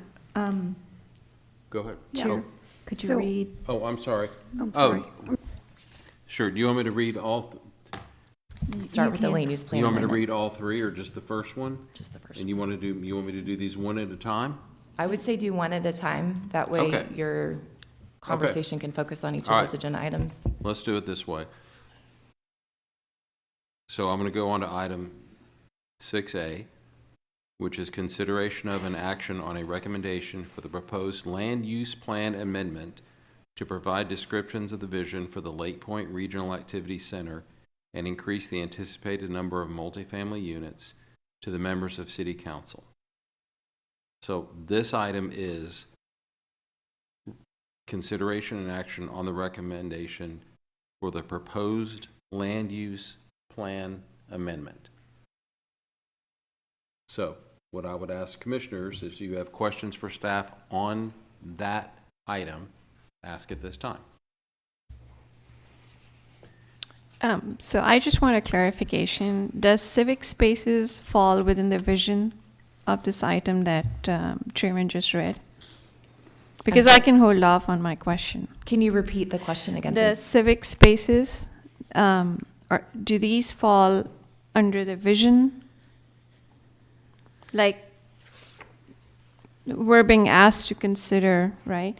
And the action has 2 points in it, description of vision. So does civic space fall under that? Should I ask my question now or wait until? You should wait, because we're doing the proposed land use plan amendment first. So I think that during the last Planning and Zoning Commission workshop, there was some conversation about whether civic space should be included in the land use pie chart. So to that extent, I would say that, from that standpoint, it could tie into it. But the answer to that was no, right? We have not included that in the land use pie chart. Okay. So civic spaces is not considered a vision of Lake Point. So I would say that civic spaces are definitely envisioned to be included in all of the activity centers. But in terms of looking at the specific land uses, as you see in the pie charts, that's really about the built environment, the buildings, not land. And so if you're talking about civic spaces, that's not buildings, that's land. Okay, I just want a clarification. I will wait on my question. Thank you. I have a question. Is that okay? Go ahead. I wanted to ask you, the cottage homes, so in the land use plans, it states that 12% of the city will be multifamily. So are the cottage homes considered single-family? So we took the cottage homes out of this, and that would be related to the development code amendment. But I think those probably would be considered single-family, yeah. Okay. That's one of my questions. And then I have a question about the Stantec study. Is that proper to do it right now or The later? Stantec study. Yeah, the one that was posted on, that one of the speakers spoke about. I wanted to ask a question about that. I don't know that that's related to the agenda items that are before us. That probably would have to be a follow-up question with staff afterwards. Okay. I agree. Commissioner Smith? Yeah. So, one, you said that one of the, when you were listing all the changes for just specific to the land use plan, you said there were some textual changes. Is it just the textual changes that are around, identifying the number of units? Because I didn't go line by line. Yeah, so we did revise. I would say that the general intent, stayed the same, but the way that it was described before was a lot more related to, more focused on what exists today, and there wasn't a lot in there about the vision. It was kind of captured in a very short paragraph or two, and so we just expanded on that a little bit, recognizing that it's less important what is there today versus what we want to see in the future. I think that it largely is consistent with what the vision was before. We just kind of expanded on that a little bit. And that is then part of what was submitted, correct? Yes, yes. Okay, so it's this verbiage. Right, It may be right. tweaked a bit from what's in the current land use plan. Right, exactly. What Okay. you have in front of you is what's being proposed. Yep. There, I believe you also have a copy of the original version, the 2018 Yeah. version. Yeah, I just didn't. No, I understand. That's one I didn't. I did on the other when we get to that. Sure. The other thing I just had a question on, because I know all the percentages changed, and that's mainly because of the number of additional units. But if we get to a discussion around like the retail and entertainment, because as I understand, this is for the entire rack, right? Not just what we're proposing, to change. Right. If there's already retail entertainment, say that takes up 10% of that in what's currently on the ground today, then are we saying then that it's only 5%, and then would 5% lead back into what's being proposed in this new, there's just going to be a hook around how much of the retail and entertainment we can put in to the redevelopment concept plan. So this proposed land use pie chart was built based on what exists today. Yeah. And is what is being proposed in Lake Point Plaza. So we looked at their plan that Dawn showed and used that to calculate the percentages. The percentages that are shown are a range. What exists today may only be 3%. I don't know the number off the top of my head, but there is a significant amount of residential that exists today. And if you think about the floor today, that 52 acres probably completely counts as office. And so that's a pretty substantial portion that, that's going to be a mix of uses now. Okay, because it sort of relates to another part that I have a question on, but. I feel confident in the numbers that are that we've proposed. Okay, all right. Thank you. I had a question. Oh, May I interrupt just for a second? please. So are you asking about the pie chart, the percentages on the pie chart? Correct, because if this is driving what's going to be developed and as a part of the, proposed redevelopment concept plan, I just found some interesting changes in the concept plan Yeah. from last So- time. So it's like, right. I'm thinking, are the percentages now that we can't do it? Right, so and I understand the point. My question is going to be this: is the pie chart part of the proposed land use plan amendment, or is that the part of the concept plan? It's in the land use plan amendment. And It again, that is based That was my on question. Okay. buildings, not land. So although the concept plan looks different now from what you saw last time, because they did add some civic space, the buildings that they are anticipating, which again, this can change over time, but what they are anticipating as of now in that plan that Dawn showed you did not change between the last concept plan and this concept plan. And that's what we built the land use plan pie chart on. Is that clear? That's clear, but Okay. then why was this changed? This particular changed in the, which each one of these areas represent, where things were taken out, such as medical and restaurants and senior. That was all about labeling. They didn't change what was planned there, it's just how they labeled it. Previously, I think they had a little bit more detail calling it medical and stuff like that. And our intent was for it to be generalized a little bit more, so that to eliminate the problem we have with PD specificity of having to go back through a process where it's really, what we want to know is it residential? Is it middle housing? Is it multifamily? Or is it non-residential? Is it these other kind of categories of non-residential uses, without kind of diving into the very specific types of uses that are going to be in individual sites? Right, and my main concern is, because I think this is the key that's going to open up the area. So if you didn't have enough of a percentage to do that in the redevelopment area that we're proposing, then it would just turn into all residential. Sure. Without the redevelopment concept plan, you mean? Yeah. Or Well, in the entire, well, yeah, I mean, it comes out of the redevelopment concept plan, but if we're trying to link the two and say, that's what I'm just saying, is we've got to have enough percentage to be able to put in the retail and entertainment into this new space to activate it. And so that's all I was just getting at, is we have enough of a percentage to do that, trying to link all these documents. Right. And again, I think it's hard to conceptualize, but since it is based on the buildings and not the land, those residential goes vertical a lot more than retail does. Retail's the first floor, and then you might have 6 stories on top of that of residential.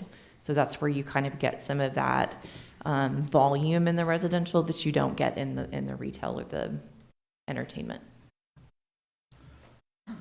Okay. Commissioner Preet? Yeah, just a bigger picture ratio question. Since you brought up Imperial and this is happening now, what does the addition of multifamily and the other residential do to the ratios for the city in terms of the mix of multifamily to single family? You're talking about that 88-12. Yeah, can you share what that looks like? Sure. And projected maybe even forward? Yeah, so when we add in Imperial and Lake Point as they're being, as Imperial has now been approved and then Lake Point is being proposed, it does get us right about that 12% of multifamily in the city. And so if there was going to be anything else proposed, then that would have to be reevaluated. Both of those included take us right to that 12%, not this by itself. Right, Okay. right. Okay. That was it for now. The other stuff will be for the other ones. Thanks. Commissioner Brown?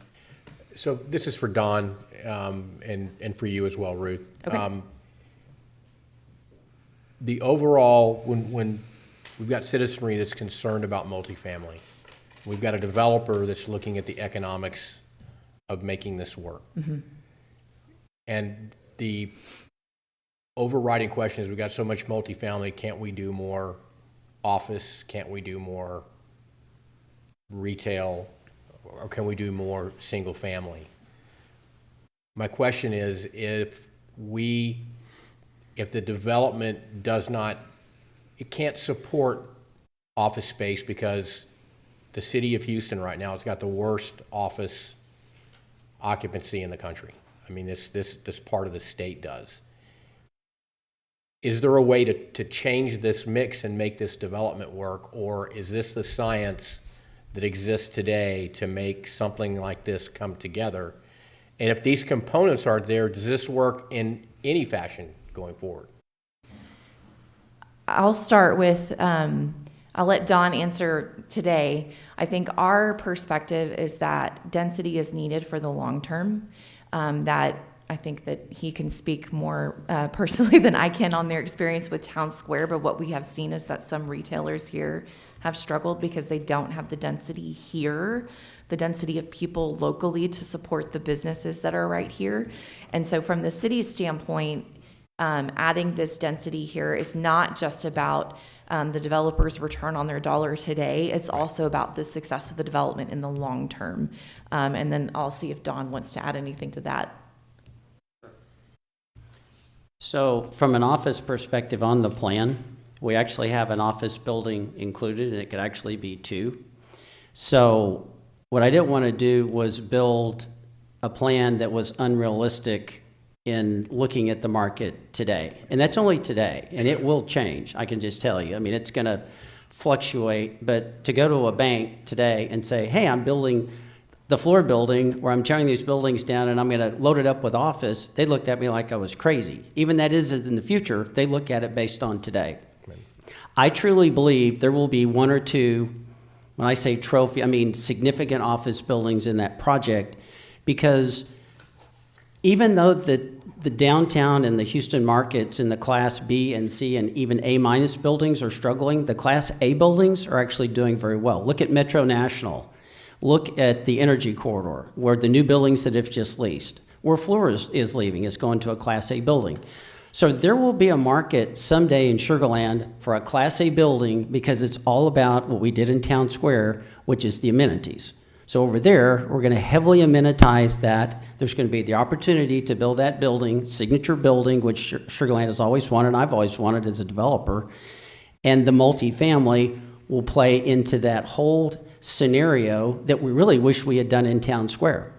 I mean, Town Square needed more multifamily to make this more successful. And it wouldn't even move the needle on the safety issues, on the school issues, because it's such a small percentage of the overall community. I mean, think of 12%.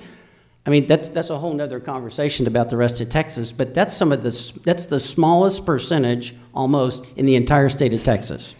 And if you talk to the CVR of the world that just, they have 50,000 square feet, they just renewed for 10 years, Amica, Southwest Water is moving here. All those people are saying, where are my people supposed to live? I mean, I'm trying to get people to come out of their houses after COVID to come to work, and they love to have a live, work, shop, play environment that's mixed use.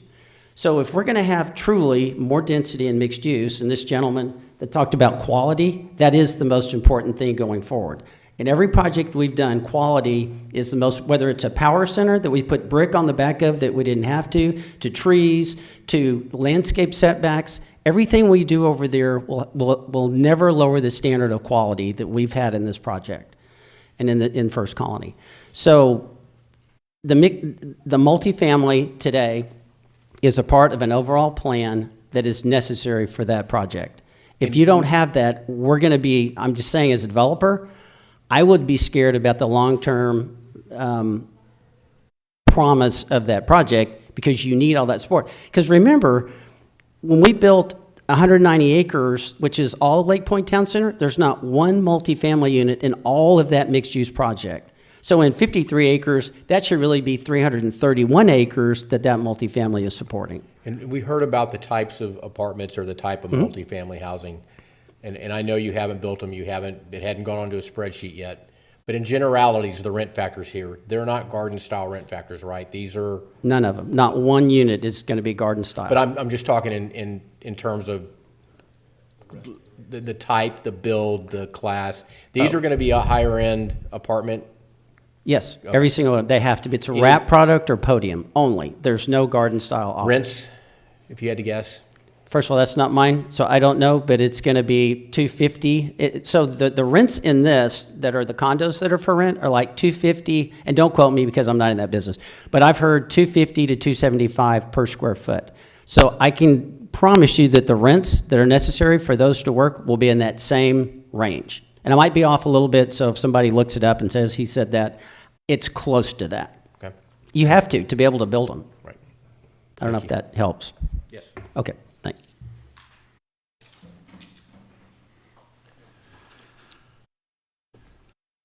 Okay, just a couple quick questions for me. So you said when you were doing the presentation on the land use plan amendment that Lake Point was identified as an area of change in the original land use plan. Can you talk about what that means? Yes, so the land use plan identified a number of areas that were considered areas of change. So essentially those were areas that were anticipated to change over time.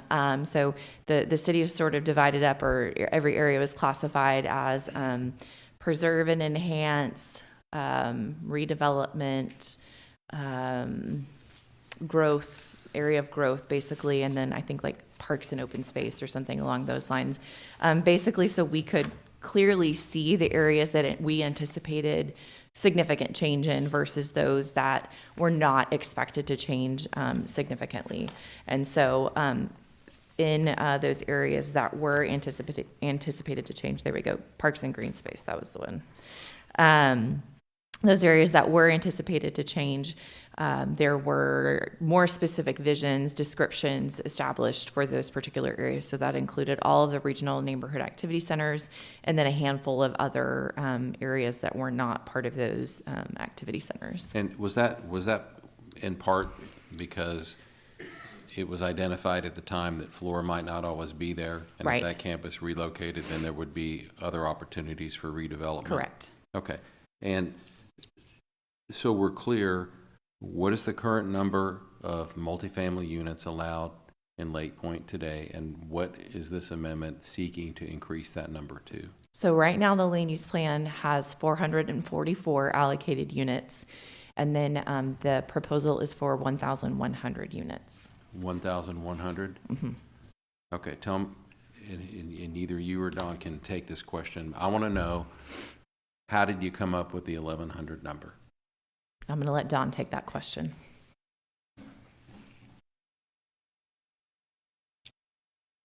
So the existing Pearl project that was just approved is 376 units, and we use 350 per project for 2 other projects. And that actually could be, honestly, I've seen some developments in Dallas where they're smaller. They're like it's 150 units, and you break it into smaller pieces, so it's not just one big building. And in Houston, the Gables built a project that actually has 4 buildings, and they used a little different architecture.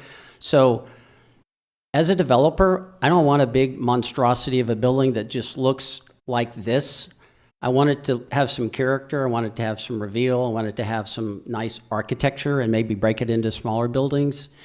But all total, that's how we came up with the number of 376 plus 350 times 2 projects. Okay, and are we to read into that that's some indicator of that's the number of multifamily that's needed to make this whole thing viable for the long term? So if you look at the more expensive products that we're talking about, to make that work from an economic standpoint, if it was a garden style, like some of these folks have described, you would need that many units because you wouldn't have to have the overhead and you wouldn't need the economies. But when you build the more expensive units that have dog parks and retail and co-working space, which these are going to have that, they're not just going to be multifamily like you've seen in Houston, in Sugar Land, anywhere. If these don't exist in Sugar Land, Texas today, you need that type of unit size to be able to make the project work. All right, thank you. Any questions? Ask you a question? Yeah, were you saying that it's not going to be one building is it going to be smaller buildings? The picture just showed it one building. Well, that's the existing, okay, so it kind of depends. That's where the flexibility in a plan is necessary, because what we need to do is really study that, because I haven't seen too many 150-unit multifamily projects other than what I saw in Dallas and the Midway project. And so I know it's been done. And so I think as a developer, after this many years, there's nothing wrong with challenging the status quo. Why do you have to build one big building? Why can't you do it in a series of smaller buildings that could be like on the square right here on the plaza? They can be maybe above an office building. I mean, there are other ways to do it than to be the same status quo apartment projects that these folks were talking about. And I don't like them either, by the way. I think we can do something, and I think in Sugar Land, not to preach on ourselves, but I think when Town Square came about, that was not the norm. I mean, 20-some years ago, actually 25 years ago, that was a fairly new concept. And so we went to Tim Stubenratch is here, which is a banker. If we'd gone to a lot of them and said, hey, we're going to do retail on top of office, and we're going to put a big park in, and we're going to put all these parking garages, and he's like, okay, how do I finance office? I know how to do that. I can finance retail. I can finance some but putting all that together, that's kind of a new concept. So we did it, but we risked because we ultimately knew it would be successful. But we're willing to do that. We're willing to push the envelope, find new ways to do things, always with an attention to quality, but maybe do it in a different way that still achieves the intended purpose, which is the number of units that we need. So that's what we're studying, and that's what we're going to try to accomplish. All right. Thank you very much. Thank Okay. you. Any other questions on this item? For Ruth. On this item? Yes. Okay. When we met in the Kane room, when we had a joint with planning and zoning and city council, Yes. we discussed that when this goes out, there was going to be Facebook posts. The HOAs were going to get notifications. I was a little bit confused when Jeff and the two gentlemen that came up, Jim, they said they had only gotten the letter and it was just a few days ago. Can you explain that? Yeah, so I did, with the help of some of my colleagues, get a list of what we did as a city to notify the community about the work that we've been doing. So unfortunately, or maybe fortunately, depending on who you ask, we don't have everyone's emails. So we can't email everyone in the city. The way that we have to reach people is through the information that's included on the Fort Bend Central Appraisal District website. And so that is what we use to mail out notifications for public hearings.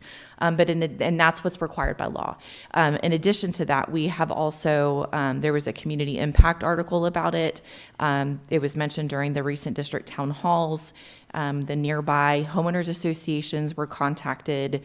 We also have done some next door posts that were targeted to the Lake Point area.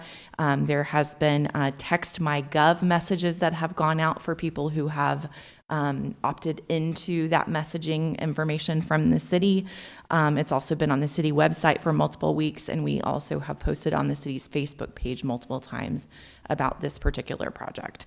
I think the message here is that people need to be plugged in to what's going on and subscribe to the newsletters and let us know their contact information so that we can keep them abreast of what's going on. If they're not subscribed, it's hard for us to reach them. So I feel like we've done a lot to try and get the message out there, but there's only so much that we can do as a city. Okay. Thank you. Okay. I will make a motion that we recommend approval of the proposed land use plan amendment to provide descriptions of the vision for the Lake Point Regional Activity Center and increase the anticipated number of multifamily units to the members of City Council. Is there a second?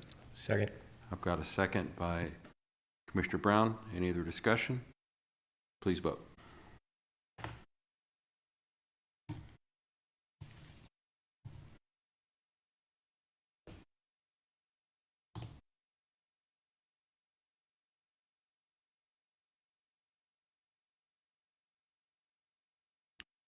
Okay, that passes unanimously among the commissioners present. That is the amendment to the land use plan. We are now on item 6B, consideration of an action on a recommendation for the following. 1, a proposed development code amendment regarding the establishment of the Lake Point Redevelopment District, and 2, a proposed rezoning for approximately 69 acres of land located along Creek Bend Drive and Flora Daniel Drive from Planned Development District PD to Lake Point Redevelopment District LPR, property being further described as Olive Tract 6, Olive Tract 7, Olive Tract 8, and Olive Common Area B out of the Flora Central Development Tract replat number 1, Olive Reserve K out of Lake Point Tract C, and Olive Reserve F1 out of Lake Point Tract C, replat Unrestricted Reserve F, replat located to the members of City Council.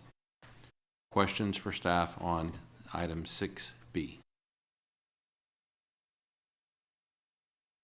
So I have a question, just clarity question first, because I guess for me is like, how can we go down the path of rezoning if we haven't agreed on what we're rezoning to? So the Well, document. that's what we're doing right here. Is that what we're doing here? Well, let me not interrupt, but this is, let me give my understanding of what is in front of the Okay. commission now, and then anyone can correct me. So in item 6B, there's two things. One is to amend the development code to establish the Lake Point redevelopment district. And two is to take the 69 acres of land that have been identified and zone it to LPR, Lake Point Redevelopment District. So Correct. one is to create the district, and the second piece of this is to rezone that 69 acres from PD to that district. Do I have that right? Yes, sir. Okay. Does that answer your question? So just for clarity then, so C is just the part of this document that's the concept, It's the concept plan. Correct. Okay. So right now, last time, no, I'm just kidding. We're voting on whether or not we are going to amend the development code to create the Lake Point Development District and to do the actual rezoning of those 69 acres from PD to the Lake Point District. Right, so if there are questions about the actual district document, which we have spent the most time with, but it's not too late for questions or comments. Right. Okay. That's the Let me one, take off my and heels just now. for the benefit of everyone, right? So that's the proposed development code amendment that we're talking about now. That was the one that was been presented to the commission. Right. Previously in different sections. Right. And those, we've spent at least 2 meetings on that, going through and kind of wordsmithing that and giving our Correct. feedback on that document. Correct. That's now before us for adoption. Yes, sir. Are there questions for staff on the proposed development code amendment or the actual rezoning? Yes. Go ahead. So I know we've spent 2 days on this, but it's a big code, so Sure. bear with me, please. Page 7, under section 2-119. Question for you, Ruth, is there a minimum for pedestrian enhancement zone and a clear zone? Is there somewhere in this document where you define what is the minimum that is acceptable as a pedestrian enhancement zone? The minimum width? Minimum width, yes. Yes, it's on the next page at the top of the page. So that's the 8 feet and 8 feet combined? Yes. On a major, and a local is a 10 and a 8? Correct. Okay, thank you.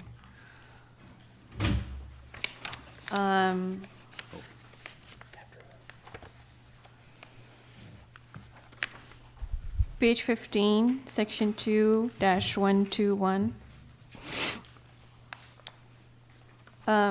Under item A, the buildings on sites larger than 5 acres shall be organized to create pedestrian-friendly spaces. So this is only limited to lots that are 5 acres in this conceptual plan. It is lots that are greater than 5 acres, yes. Yeah. And so to clarify, those development areas that you see are not synonymous with lots. Those are going to be broken up into smaller lots. That is just a development area. Okay, so then already I'm seeing that the development areas, there are a lot of development areas in here that are less than 5 acres. So a further subdivision would, put somebody under 5 acres.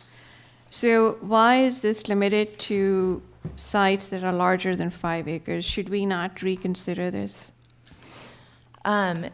This addresses larger sites. Any smaller sites are going to be situated in this way because they're going to have streets, and the way that they get subdivided is automatically going to create those spaces. This is really addressing a site that is larger. It's saying that you can't have a big box retail store, essentially, that's, a 5 acre site or more. That's just a big blob. It needs to be situated to create a pedestrian-friendly environment. That makes sense.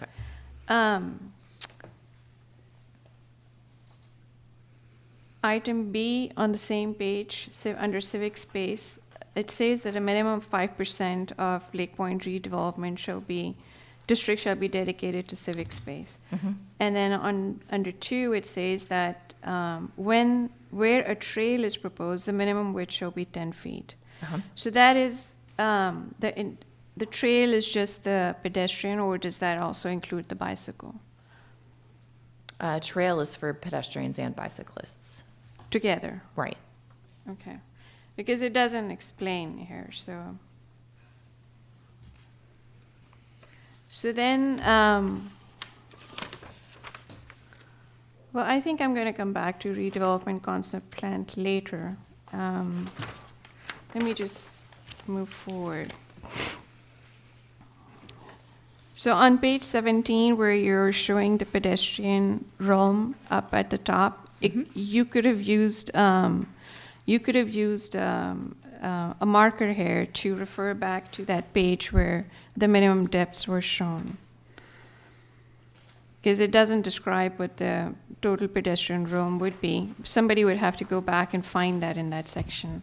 Yeah, that's intentional because we don't want to have the same regulation listed multiple times, because if we change it, then we have to know to go back and change it in multiple places. So we intentionally leave it just labeled like that. Okay.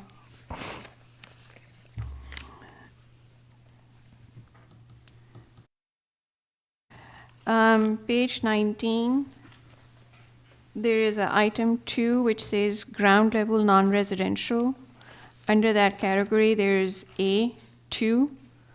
Under A2, the line reads, entrances shall have a minimum clear height of 13 feet between the finished floor and the ceiling or top plate. I believe that should be our bottom plate or bottom of structure, because the ceiling is always the underside of something. And so you can either have a ceiling or you can have a top. So a top plate can be a metallic plate on top. It could be like a awning or overhang or something, and it can be misconstrued as the top of that. So I think if you are intending to require a clearance of 13 feet, then it should read, entrances shall have a minimum clear height of 13 feet between the finished floor and the ceiling or bottom of structure. Bottom of structure? Yeah, I mean, an awning is a structure, right? So whatever the bottom side of that structure is, it should be 13 feet. I see. I mean, look into this further, Okay. but I think that's what it needs to read. If I was doing this development, this is how I would question it. I think the intention was for that to be actually more about the inside of the building, not just the exterior of the building. So we'll double check that and clarify if it really should just be entrances, or if that's what the Yeah, because entrance can misnomer be an is. entrance canopy, right? Right. And it's an entrance. It could be an alcove in a building, but it has a canopy. So now if Right. you're requiring a 13 feet clearance, which I think is something that tallies with the fire code requirement, then the clearance is, bottom or the bottom ceiling or the bottom of the structure. So Okay. then you have a clear 13 feet. We'll verify that. Yeah. Okay, and that's it. I think the next question is for the next piece. Thank you, Commissioner. Commissioner Smith. Okay, so I've got just a general question, is that I went through the document and compared it to the one that we reviewed at our last meeting. Okay. And there were a number of changes. I mean, like changes where verbiage was taken out. Some was put in, which I could understand for clarity. But then some of it that was taken out, I wasn't quite sure why. And Okay. since we didn't get like a red light document with like saying why we did that, I'm a little concerned that we have a moving document that, I can't say that I didn't, go along with the changes, but I thought, if there's a few, but I found quite a few. Do you have an example of what that might have been? Well, the first one is actually on the first page, page 3. And It looked like you removed the statement in recognition of evolving markets to the LDR district. yeah. Is designed to accommodate flexibility. So that's one. There was some differences. I mean, I could just go down, but Yeah. there's, I don't know as if we want to take time to go through every Right, one of them that I right. found. Some of them I was a little bit concerned about because it's a change in the way the parking was calculated. And I think it looked like because you took out a housing type or something, or you changed a housing type. Let me I guess see if if there I'm are, remembering. so I would say in general, there were some global changes that we made just for clarification there was like that example that you gave, we felt like that was something that just wasn't really necessary or appropriate in an intent statement of a zoning district. I couldn't point out exactly what all of them are off the top of my head, but if Yeah. there are certain ones that you found that you're concerned about, I'm happy to address questions that you have. Well, like on page 37, it looked like you removed a structured parking option. And I have to go back to the regular, Oh, the right. actual verbiage. Yeah, so So that I- changed the way the parking was calculated. Yep, I can explain that one. So that's an example where, this document has evolved over time, and we early on had included structured parking as an incentive where you could reduce the number of parking spaces that were required if you provided structured parking. Along the way, in the different iterations of the document, we ended up adding a maximum surface lot where you can only have up to 40%, I believe, of your lot can be in surface parking. So that is essentially requiring structured parking for a significant amount of sites.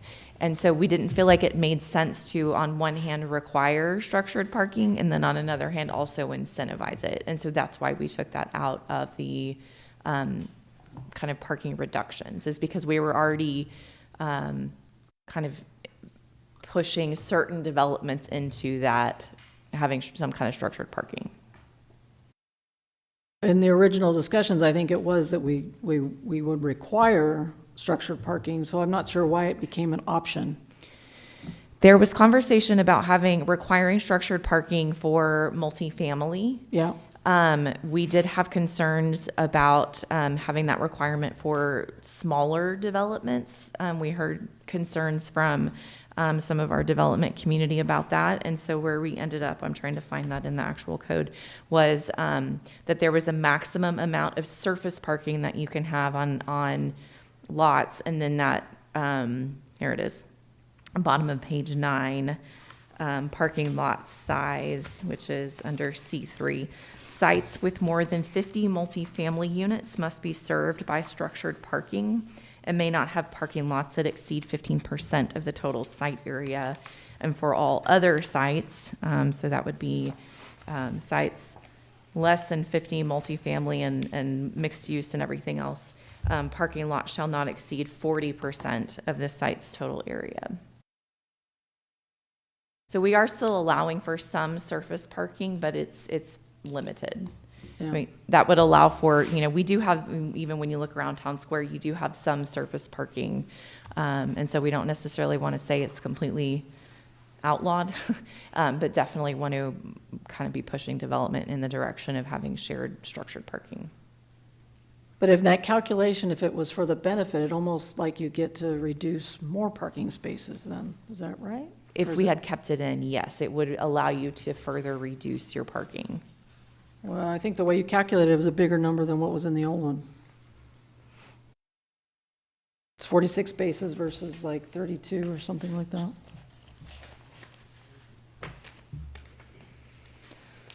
Unfortunately, I marked them all, but I should have labeled, went one to one, so. And the page numbers don't match up.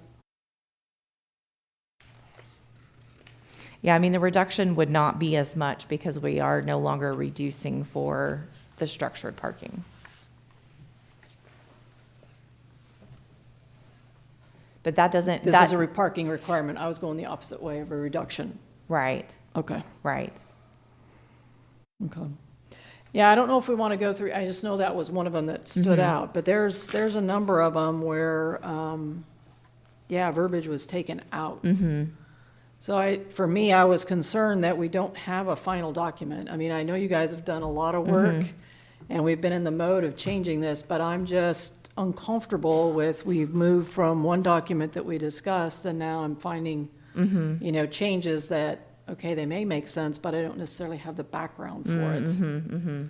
You know, so conceptually, I'm, you know, I'm with you guys, Yeah. but I want, you know, if we're gonna submit something to council, I want to at least have something we feel is finalized. Yeah, well, I mean, I think what you have in front of you is what we're proposing go to council, unless there are minor changes that you recommend.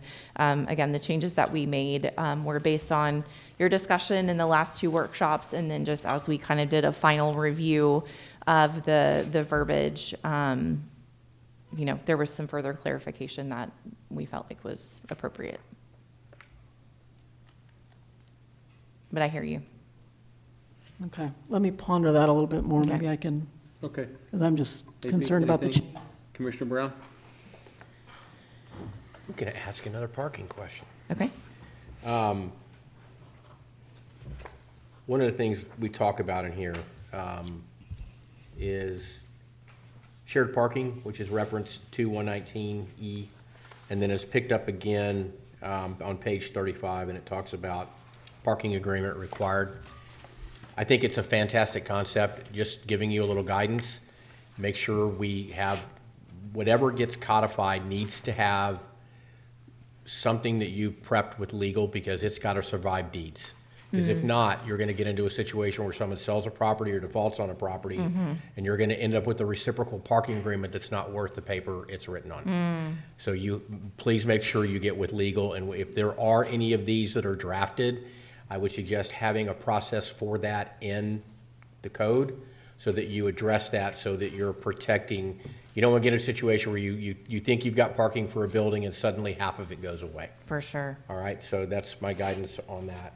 And then the smart parking that you address on page 36, item D, why is that not mandatory? Because you're reducing the footprint of concrete structures, and it would seem to me that you would require smart parking. It would save any developer money, and it would reduce the amount of concrete that would have to be poured in a parking for a parking garage.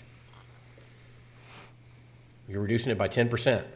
That's a substantial number.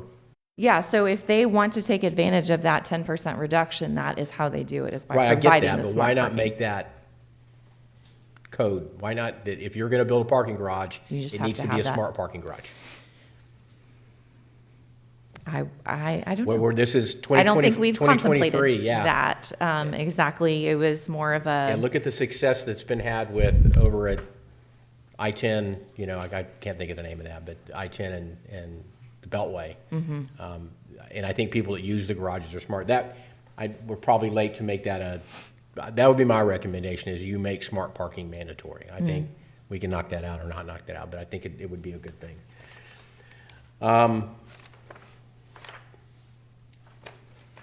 Check one more thing.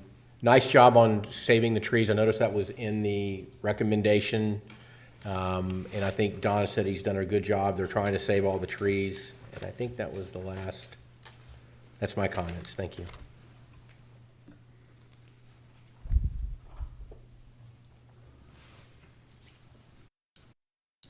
Commissioner Smith, you want to cogitate some more?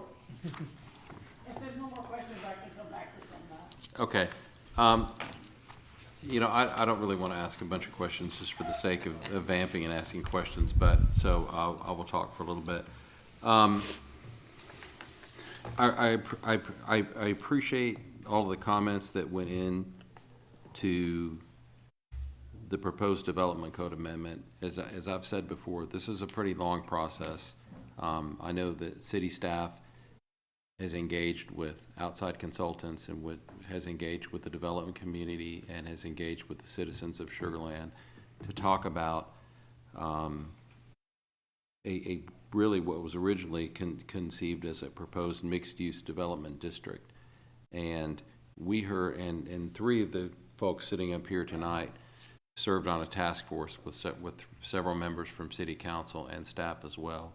And we heard quite a bit of discussion of what's good about the PD process and then what is not so good about trying to encourage the type of high-quality developments like this one that we really want to see more of. And, you know, we heard a lot about the uncertainty and the unpredictability, the time it takes to get the approvals and go to market, which is both a burden on city staff as well and, you know, on potential applicants as well.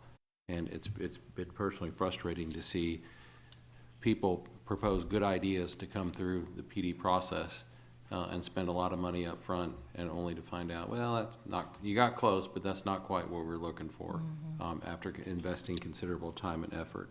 So I think there's a really important need to amend the development code.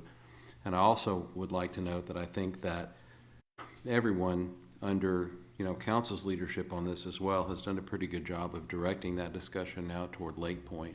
And that's required another pivot on the part of city staff to kind of take what was a general mixed-use development ordinance and now apply it to the specifics of Lake Point. And I think you've done a good job with that. And for clarity, I just want to make sure that I'm right about this. But what was submitted to us in our packets and what's before us right now and what we're being asked to vote on right now, that's the final document, right? Yes, sir. There's not going to be another incarnation of this that goes that exists between after we vote on it and it goes to council one way or another, correct? Unless there are specific changes that you ask us to make, like the one that Commissioner Daewoo asked us to look at. Okay, great. Okay, so two of them, just to go through some Sure. other changes that I saw, I was on page 9. Okay. So they, you took out the whole there's general 1A, and then there was a B in the previous one. It was around general A, access and circulating systems associated with any development area shall provide for multiple modes of travel. And then it went on to describe that. Yes. And you took all of that out.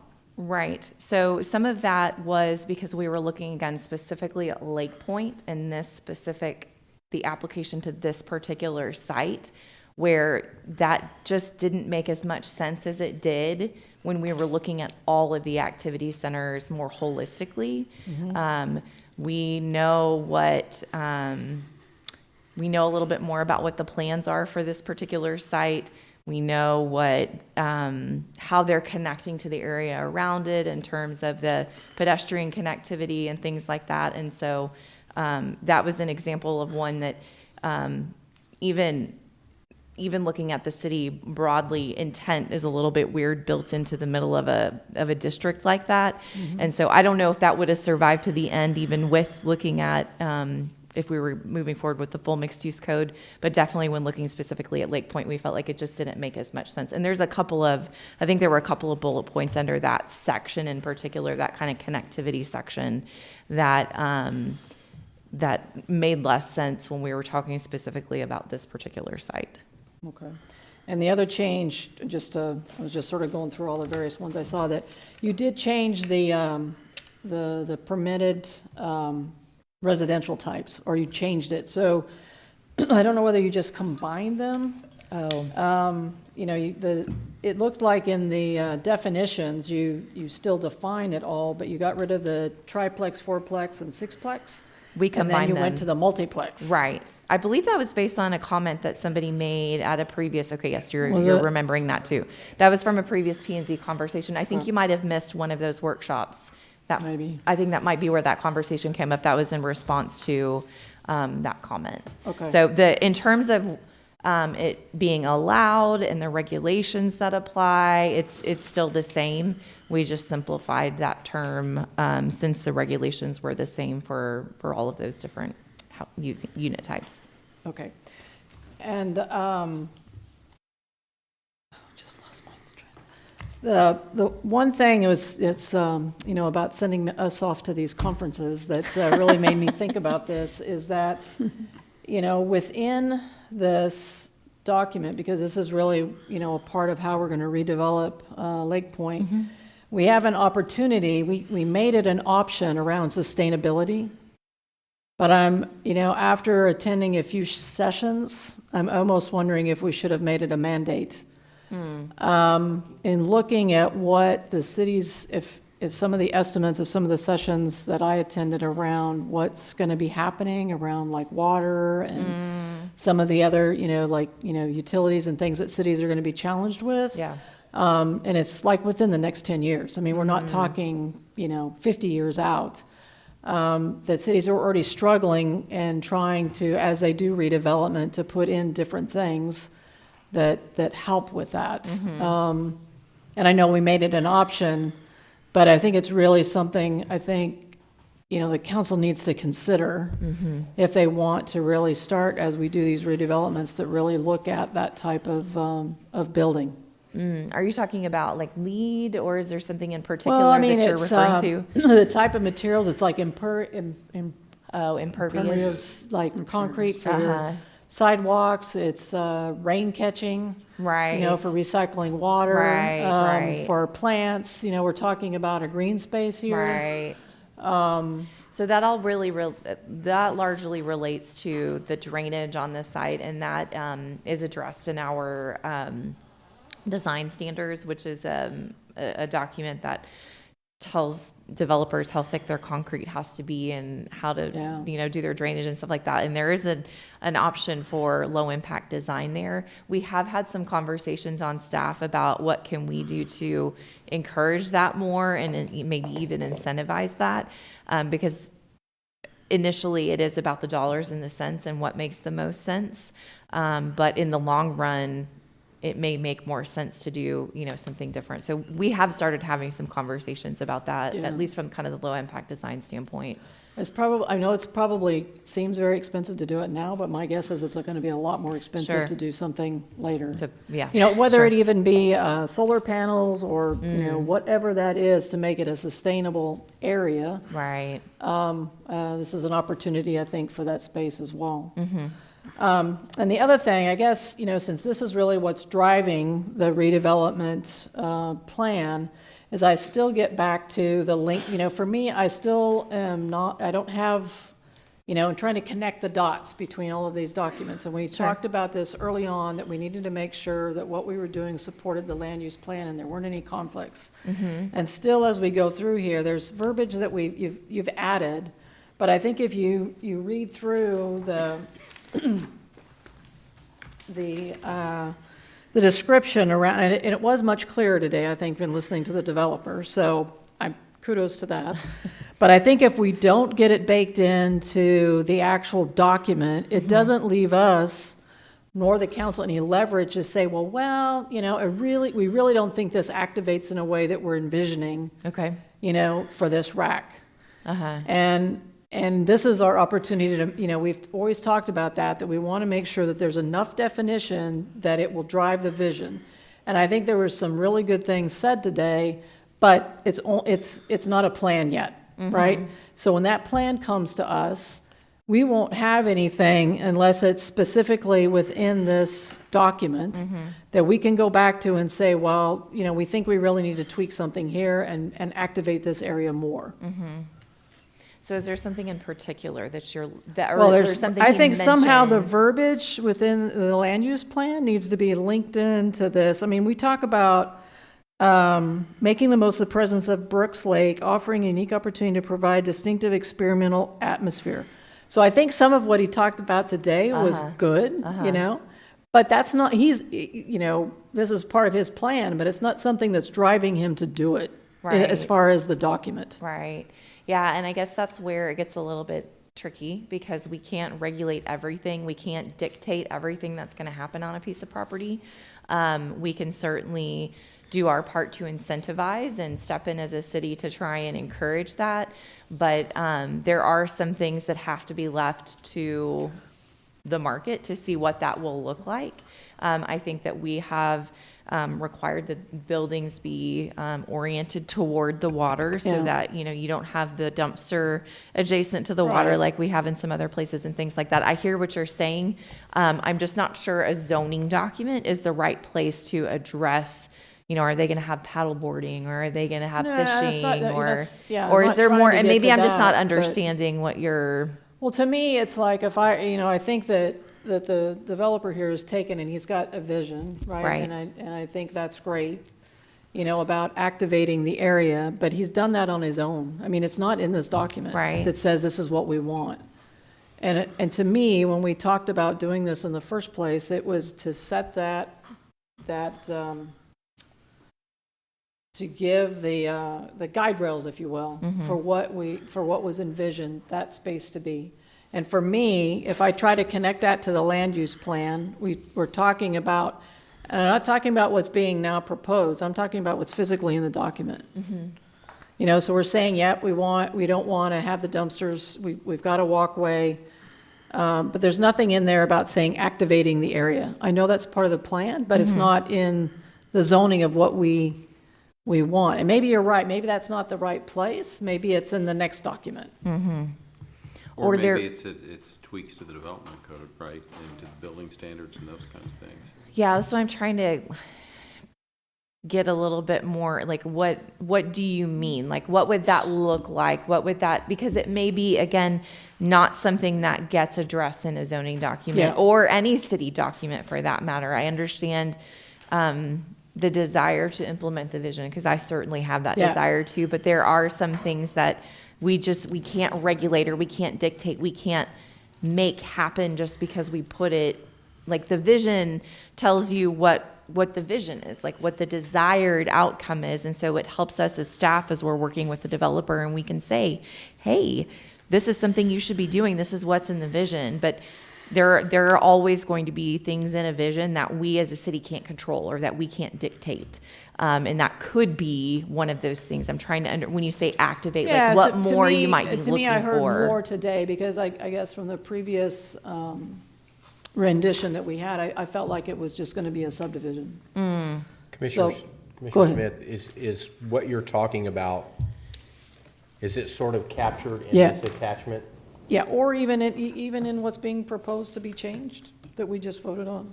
I mean, it's if you look at this whole paragraph, if I were to read that paragraph, and I read that, and I said, okay, now is this code driving what we envision? And I thought that's really what we were trying to get to.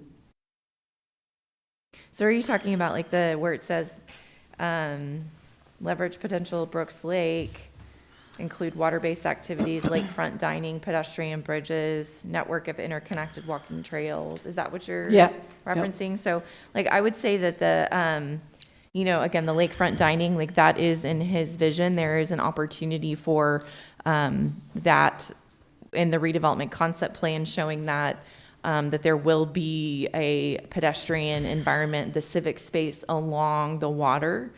Without that, we can't require, looking at the concept plan specifically, but adding that to the concept plan now says that they have to have some kind of engagement with the water there. There has to be a civic space there. It could be waterfront dining or it could be something else, but it is engaging with the water.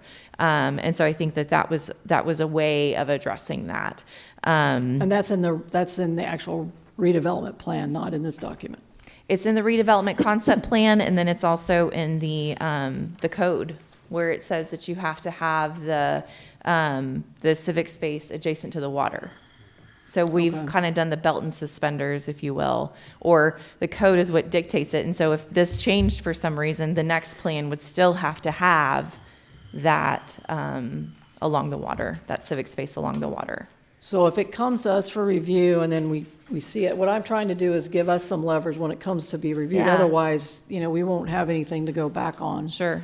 Yeah, and I think that's what this does. And it says you have to have civic space adjacent to the water. So what that means is you cannot have individual property lines that go all the way to the water that don't provide that civic access or that public access along the water. There could be different ways that could be activated or that you could create that civic space. It could be through a trail or it could be through that, dock dining or some other kind of, plaza or something that's adjacent to the water. And that is what will be flexible, that, could change over time depending on exactly what the uses are that are Right, right. adjacent to I know we're that. trying to give it some flexibility, but Right. I'm trying to give it enough that if something comes to us and we don't think it looks right, that we at least have something to go back on and say, Sure. well, hey, we don't think this really fits. Yeah. So, but if you feel like that one comment we can go back to, because I think Yeah. that's going to be critical for this area, that Sure. it becomes an activated area. Yeah, And yeah. just not residential. Right, So right. That's my, Yeah, and you know, the different pods of the development areas, and again, this is in the concept plan, but those identify which uses are located where. And so if they wanted to, right now they've got middle housing in 8 and 9, I think maybe in one other one, 6. If they suddenly decided they wanted middle housing everywhere, like that's got to go back through the process. That's going to require reviewing this redevelopment concept plan in a public venue.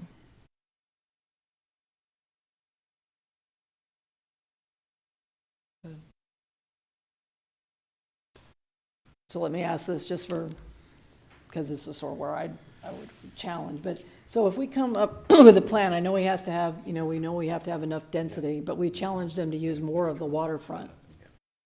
Is that something that, I guess we could put that in as a request, but still, it would. What do it you would mean be up to challenge them them to use more of the waterfront? To leverage more of the waterfront as a civics area rather than residential?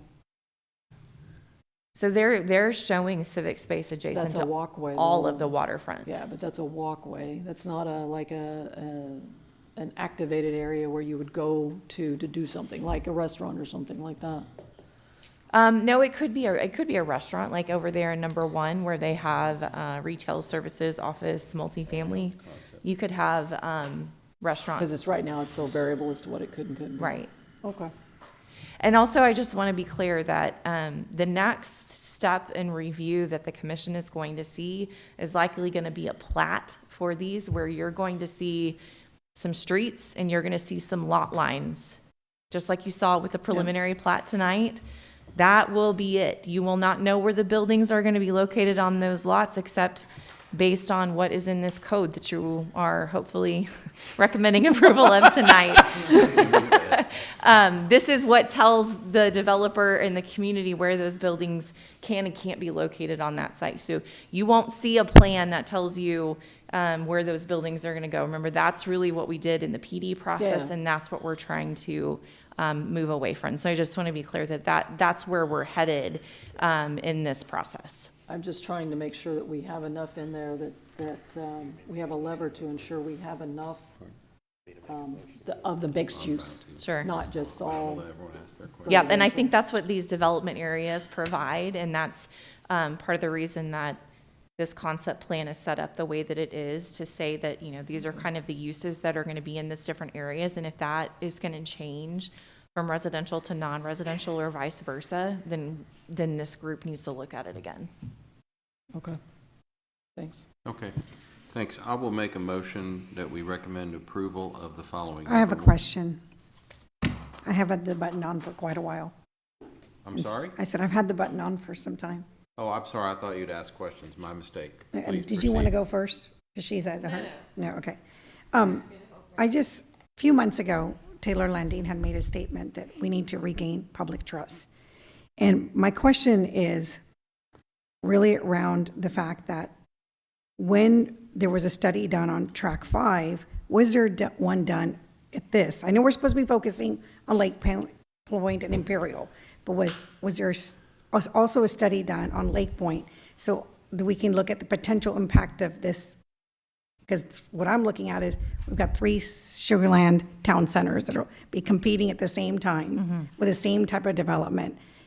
I just would like to know, because you're the one who's doing all the background work, was there a study here, and was that looked at?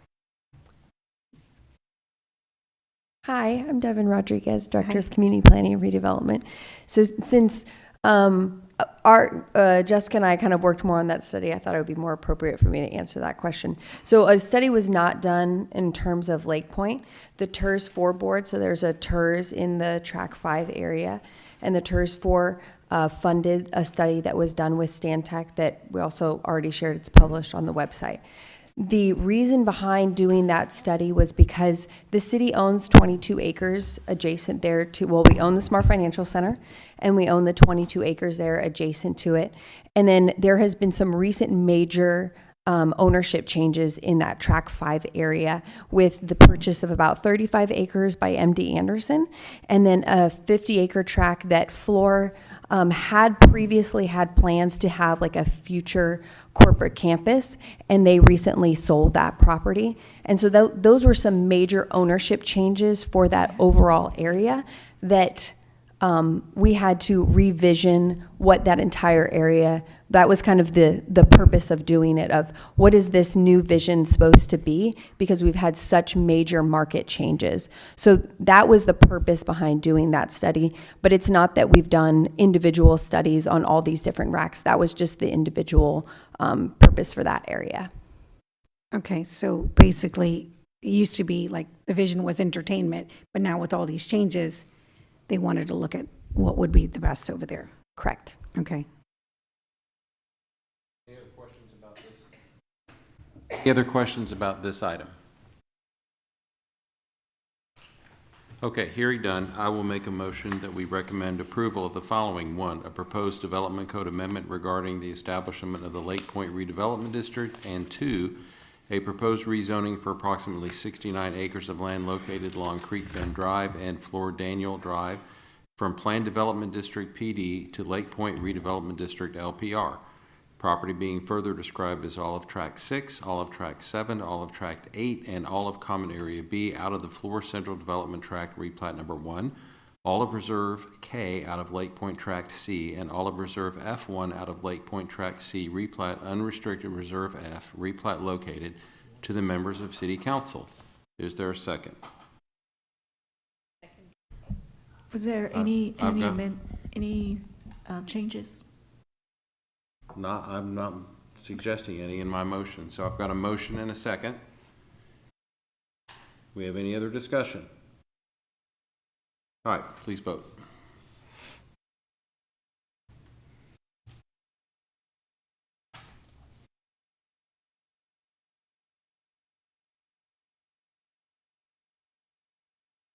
All right, that passes unanimously among the commissioners present. Thank you, commissioners. We will now go on to item 6C, consideration of and action on a recommendation for the proposed redevelopment concept plan for Lake Point Plaza, providing the opportunity to evaluate the location of proposed uses and their relationship to the surrounding area to ensure negative impacts are minimized during redevelopment to members of City Council. So now we're on the concept plan. Yes, We have sir. questions. Does anyone have questions for staff on the concept plan? I do. All right, Do you want to go first? go ahead. Okay. As a redevelopment concept plan, at a minimum, I think it should have a north arrow. Okay. 2, the plan that was shared by the developer, which was titled Green Space, actually had more green space than what this redevelopment concept plan Right. shows, under the premises of civic space, and I'm guessing that civic space also includes the green space. Correct. So since his plan is further along and has more green space, can we not have that depicted on this concept plan so we are in sync? So we did have them clarify that it is civic space because that is inclusive of green space as well as like plazas and other types of civic spaces. In terms of adding additional areas, I would have to ask Dawn if there was a reason, where is Dawn? There he is, that the additional other areas were not included. Let's try to see if we can go back to another slide. Because if you put these two together, they are different. And the one that was shared with us by you, which is a very awesomely done plan, is not what this one is. So I was just hoping that these two can be in sync so we know what we're voting on. Oh, I don't know okay. if that's what she's talking about or something Okay. else, but. Yeah, in certain areas, there was, it's called a well, okay. So if you look at where the proposed convention center would be, which is number 3, sorry. That was actually proposed as a bioswale, which is actually detention. Okay? Well, we've actually figured out a different way to do the detention. So if you look at the final plan, it actually shows trees through there, but it's not, doesn't have to be as wide. Okay? So we've just reallocated it, I mean, along some frontage. There's actually another park that we're actually going to be assuming that's almost an acre. So if anything, this is actually understated for the green space, but I guess here's one caution I have as a developer. We're moving away from a PD, okay, which was so restrictive and so time-consuming that it kind of bootstrapped people from doing what they could do in a reasonable period of time. My only concern is, I think this is a great document, and this is an incredible process, and I'm very appreciative of that. The more of these levels of, okay, you need to do this, you need to do this, you need to do this, the further you get away from the flexibility that we need to be able to develop this in a way that's it'll probably change radically from this. When I say radically, not from the yellow dots that you see, which is residential, but the civic space and the kind of buildings that are there. This gives us the flexibility to, with certain things, move around. But if you get so tight with, you got to have green here, you've got to have green here, and I'm not saying that you're saying that exactly, but you just get, you're creeping back into the restrictiveness that got us here to start with. So I'm happy to put on here what you want, as long as you're giving me the flexibility to move that around, still have the same amount of green space, but move it to different places. Like there's an area that we're going to add that's going to have some sand volleyball courts. It's not even shown on here. Yeah. But we want to do that, and maybe even pickleball courts. That's like the most, Well, but a big today check that by works, yeah. Hey, So I don't know and if I apologize for I hope you don't mind me No, interrupting. not at all. Could one of you talk about, maybe it would be helpful to talk about what's the purpose of a concept plan? Sure, yeah. So the concept plan is really intended for us to be able to see where are the different uses intended to be situated, and is there a mix of uses? You know, that was kind of talked about tonight. At one point in our iterations of the code, we had a minimum mix of uses, and we felt like that in this case, we know the site we're talking about, and so we just go ahead and have them kind of commit to that mix of uses through this redevelopment concept plan. And so we know that there will be a certain amount of middle housing. We know that there's going to be some non-residential, there's going to be some multifamily and such. The idea was also to have some kind of minimum commitment for civic space. As we talked about earlier, the document does require a minimum of 5% of the overall area to be civic space, and so what's being shown does meet that requirement. I'm trying to think, the roadways, the connectivity to the surrounding area, and so I think that I can see both sides of this question and this conversation of, you know, getting them to commit to more is great, but then it also kind of restricts them, inhibits them from being able to be flexible in the future. And one of the main reasons we would have them go back through a process is if they are wanting to change civic space, because this is what has been shown to the public. So I think I would be inclined to recommend that we keep it as it is, because this does meet the requirements, and great if they do more, and I would expect that they would do more. This is just sort of kind of the bare minimum, again, because if we show specifics, then you start getting into, well, where is this building, and are they demolishing this building, or are they keeping this building, and there's just And we're doing a PD. and things that they just don't know right now. So I understand that, you know, what was shown to us in the second part of the presentation by the developer was a more developed one, and it is still a moving target, so things will change. Right. Is why, you know, he's hesitating to commit. Right. And I understand that, and that's fine. No, I just wanted to understand that what he showed was much more than what I'm seeing here. And so, you know, now I understand. But here, the civic space is 5 acres, and 5 acres amounts to 7.8%. And so once we approve this today, it cannot reduce. It will remain 5 acres. Somehow, they are going to have to come back and make up 2 5 acres. Say that again? So, in this table, Uh-huh. the Civic is at the very bottom, Right. 5 acres. Right. And all adds up to 64. I don't like this plus minus up there because that opens it up for conversation. So if it is 5 acres of civic space out of 64, that's 7.8%. I'm okay with approving more civic space, but not less. I see what you're saying. Yeah, I mean, so technically they could, and I guess that is where the plus or minus comes in. Some of these, you know, as things shift, it could be 4.5 or it could be 5, or, you know, it's not intended to be exact. It is an approximation. To meet the requirement, it has to be 5%. So it could be slightly reduced. Well, I mean, this is what we're approving today. So if one. But to be clear, what we're approving is, we're being asked to approve is a concept. Correct. Plan, right? And, Right. It has to be at least 5%. the requirement is at least 5. Yeah. Right. Right. I'm sorry. Go ahead. I wanted to I bump it up. apologize. I wanted to bump it up from 5 to I 8. just had a quick question, Matt. Well, I don't think she's done. Oh, sorry. I don't think. No, that's it. I wanted a clarification. I don't like the idea of plus and minus because that puts us in that phase that, you know, okay, it could have been plus or minus and we approved it. So I think by now they have developed and they have studied it extensively. So they should be able to commit to something. Actually, from what I understand, they're still pretty early in their development process, and there's still a lot of studying to be done. And so I think that is part of the flexibility that is needed.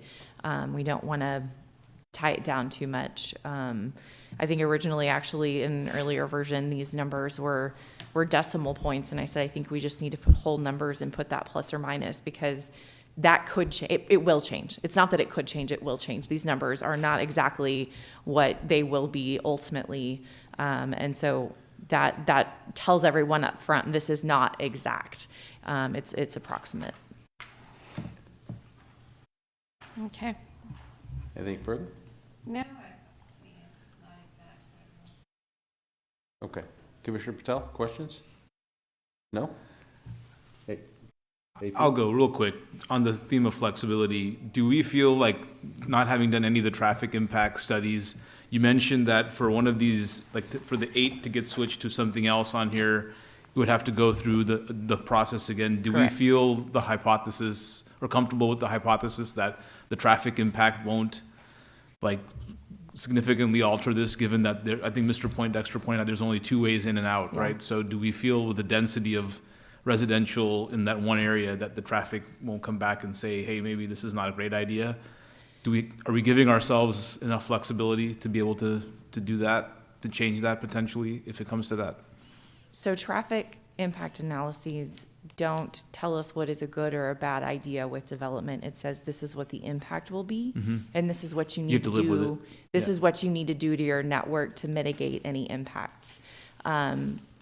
No matter what we do in our city going forward with any kind of redevelopment is going to change traffic patterns. And so I think that's something we all kind of have to accept, is that there will be changes going forward. The alternative is decline. And a really big, empty, vacant, million square feet of vacant floor, which I doubt that anybody wants to see, for an extensive period of time. So that's really the alternative. Okay. It's about mitigation then, not necessarily validating the use that makes sense, because otherwise we would never develop anything, right? We just kind of Exactly. go in circles. Exactly. Okay. That's it. Commissioner Smith? Yeah, so just for my clarity, so in general, as we go, obviously we're hopefully going to be doing more of these. Is this all that we would get for a concept plan? Yes. In general, is just Yes. just this one sheet? Yes. So how do we know from this that it minimizes the impact to you know, other surrounding areas of things that are defined in the redevelopment concept plan you know, the verbiage. So I would say if they were proposing non-residential uses or high-rise multifamily adjacent to the single family, you would probably say that's not minimizing the impacts. They are putting the lowest density uses closest to the lower density uses on the edges, and so in that way they are minimizing the impacts. They are putting the highest intensity uses at the core, and so in that way they're minimizing the impacts. Okay.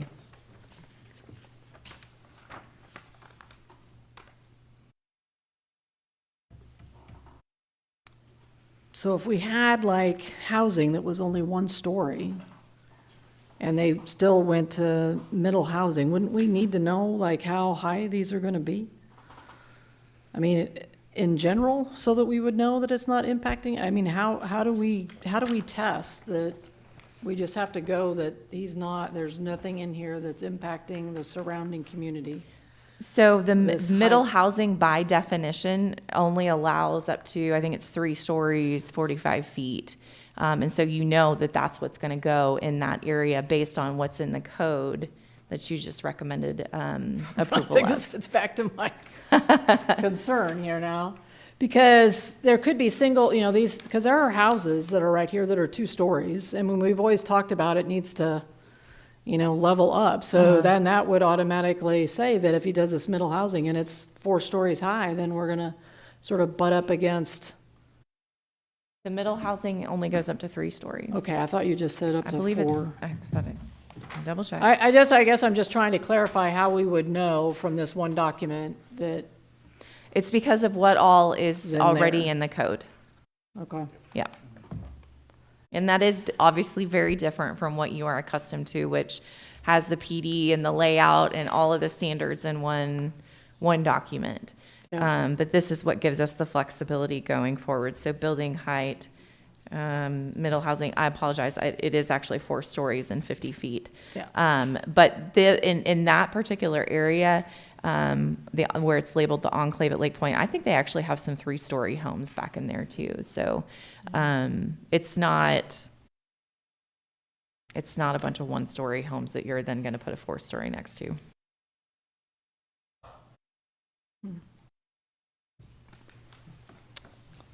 Okay, thanks. All right. Commissioner Brown, anything from you? Any other questions?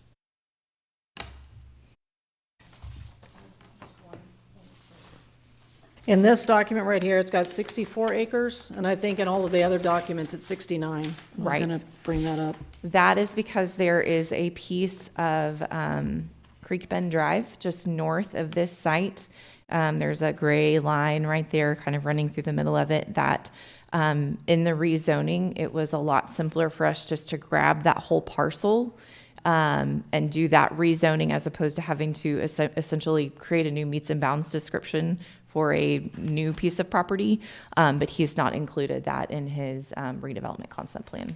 I can understand why that's confusing though. So it's at least per the proposed, it's proposed to be rezoned. Right. But it's not in the concept plan. Right, it's a street. That tract, yeah. Yeah. Any other questions? All right, hearing none, I will make a motion that we make a recommendation of approval for the proposed redevelopment concept plan for Lake Point Plaza, providing the opportunity to evaluate the location of proposed uses and their relationship to the surrounding area to ensure negative impacts are minimized during redevelopment to members of City Council. Is there a second? Second. I've got a second by Commissioner Parikh. Any other discussion? Please vote.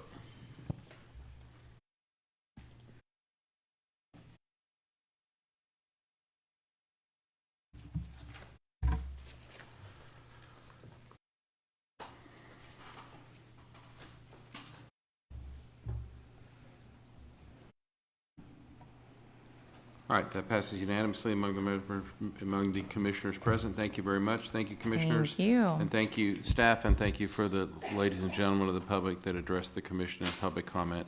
We are through our agenda items, having taken item 7 already out of order. Is there a motion to adjourn? Motion to adjourn. I've got a motion to adjourn by Commissioner Brown. I've got a second by, I believe, Commissioner DeWood. That carries. We are adjourned. I can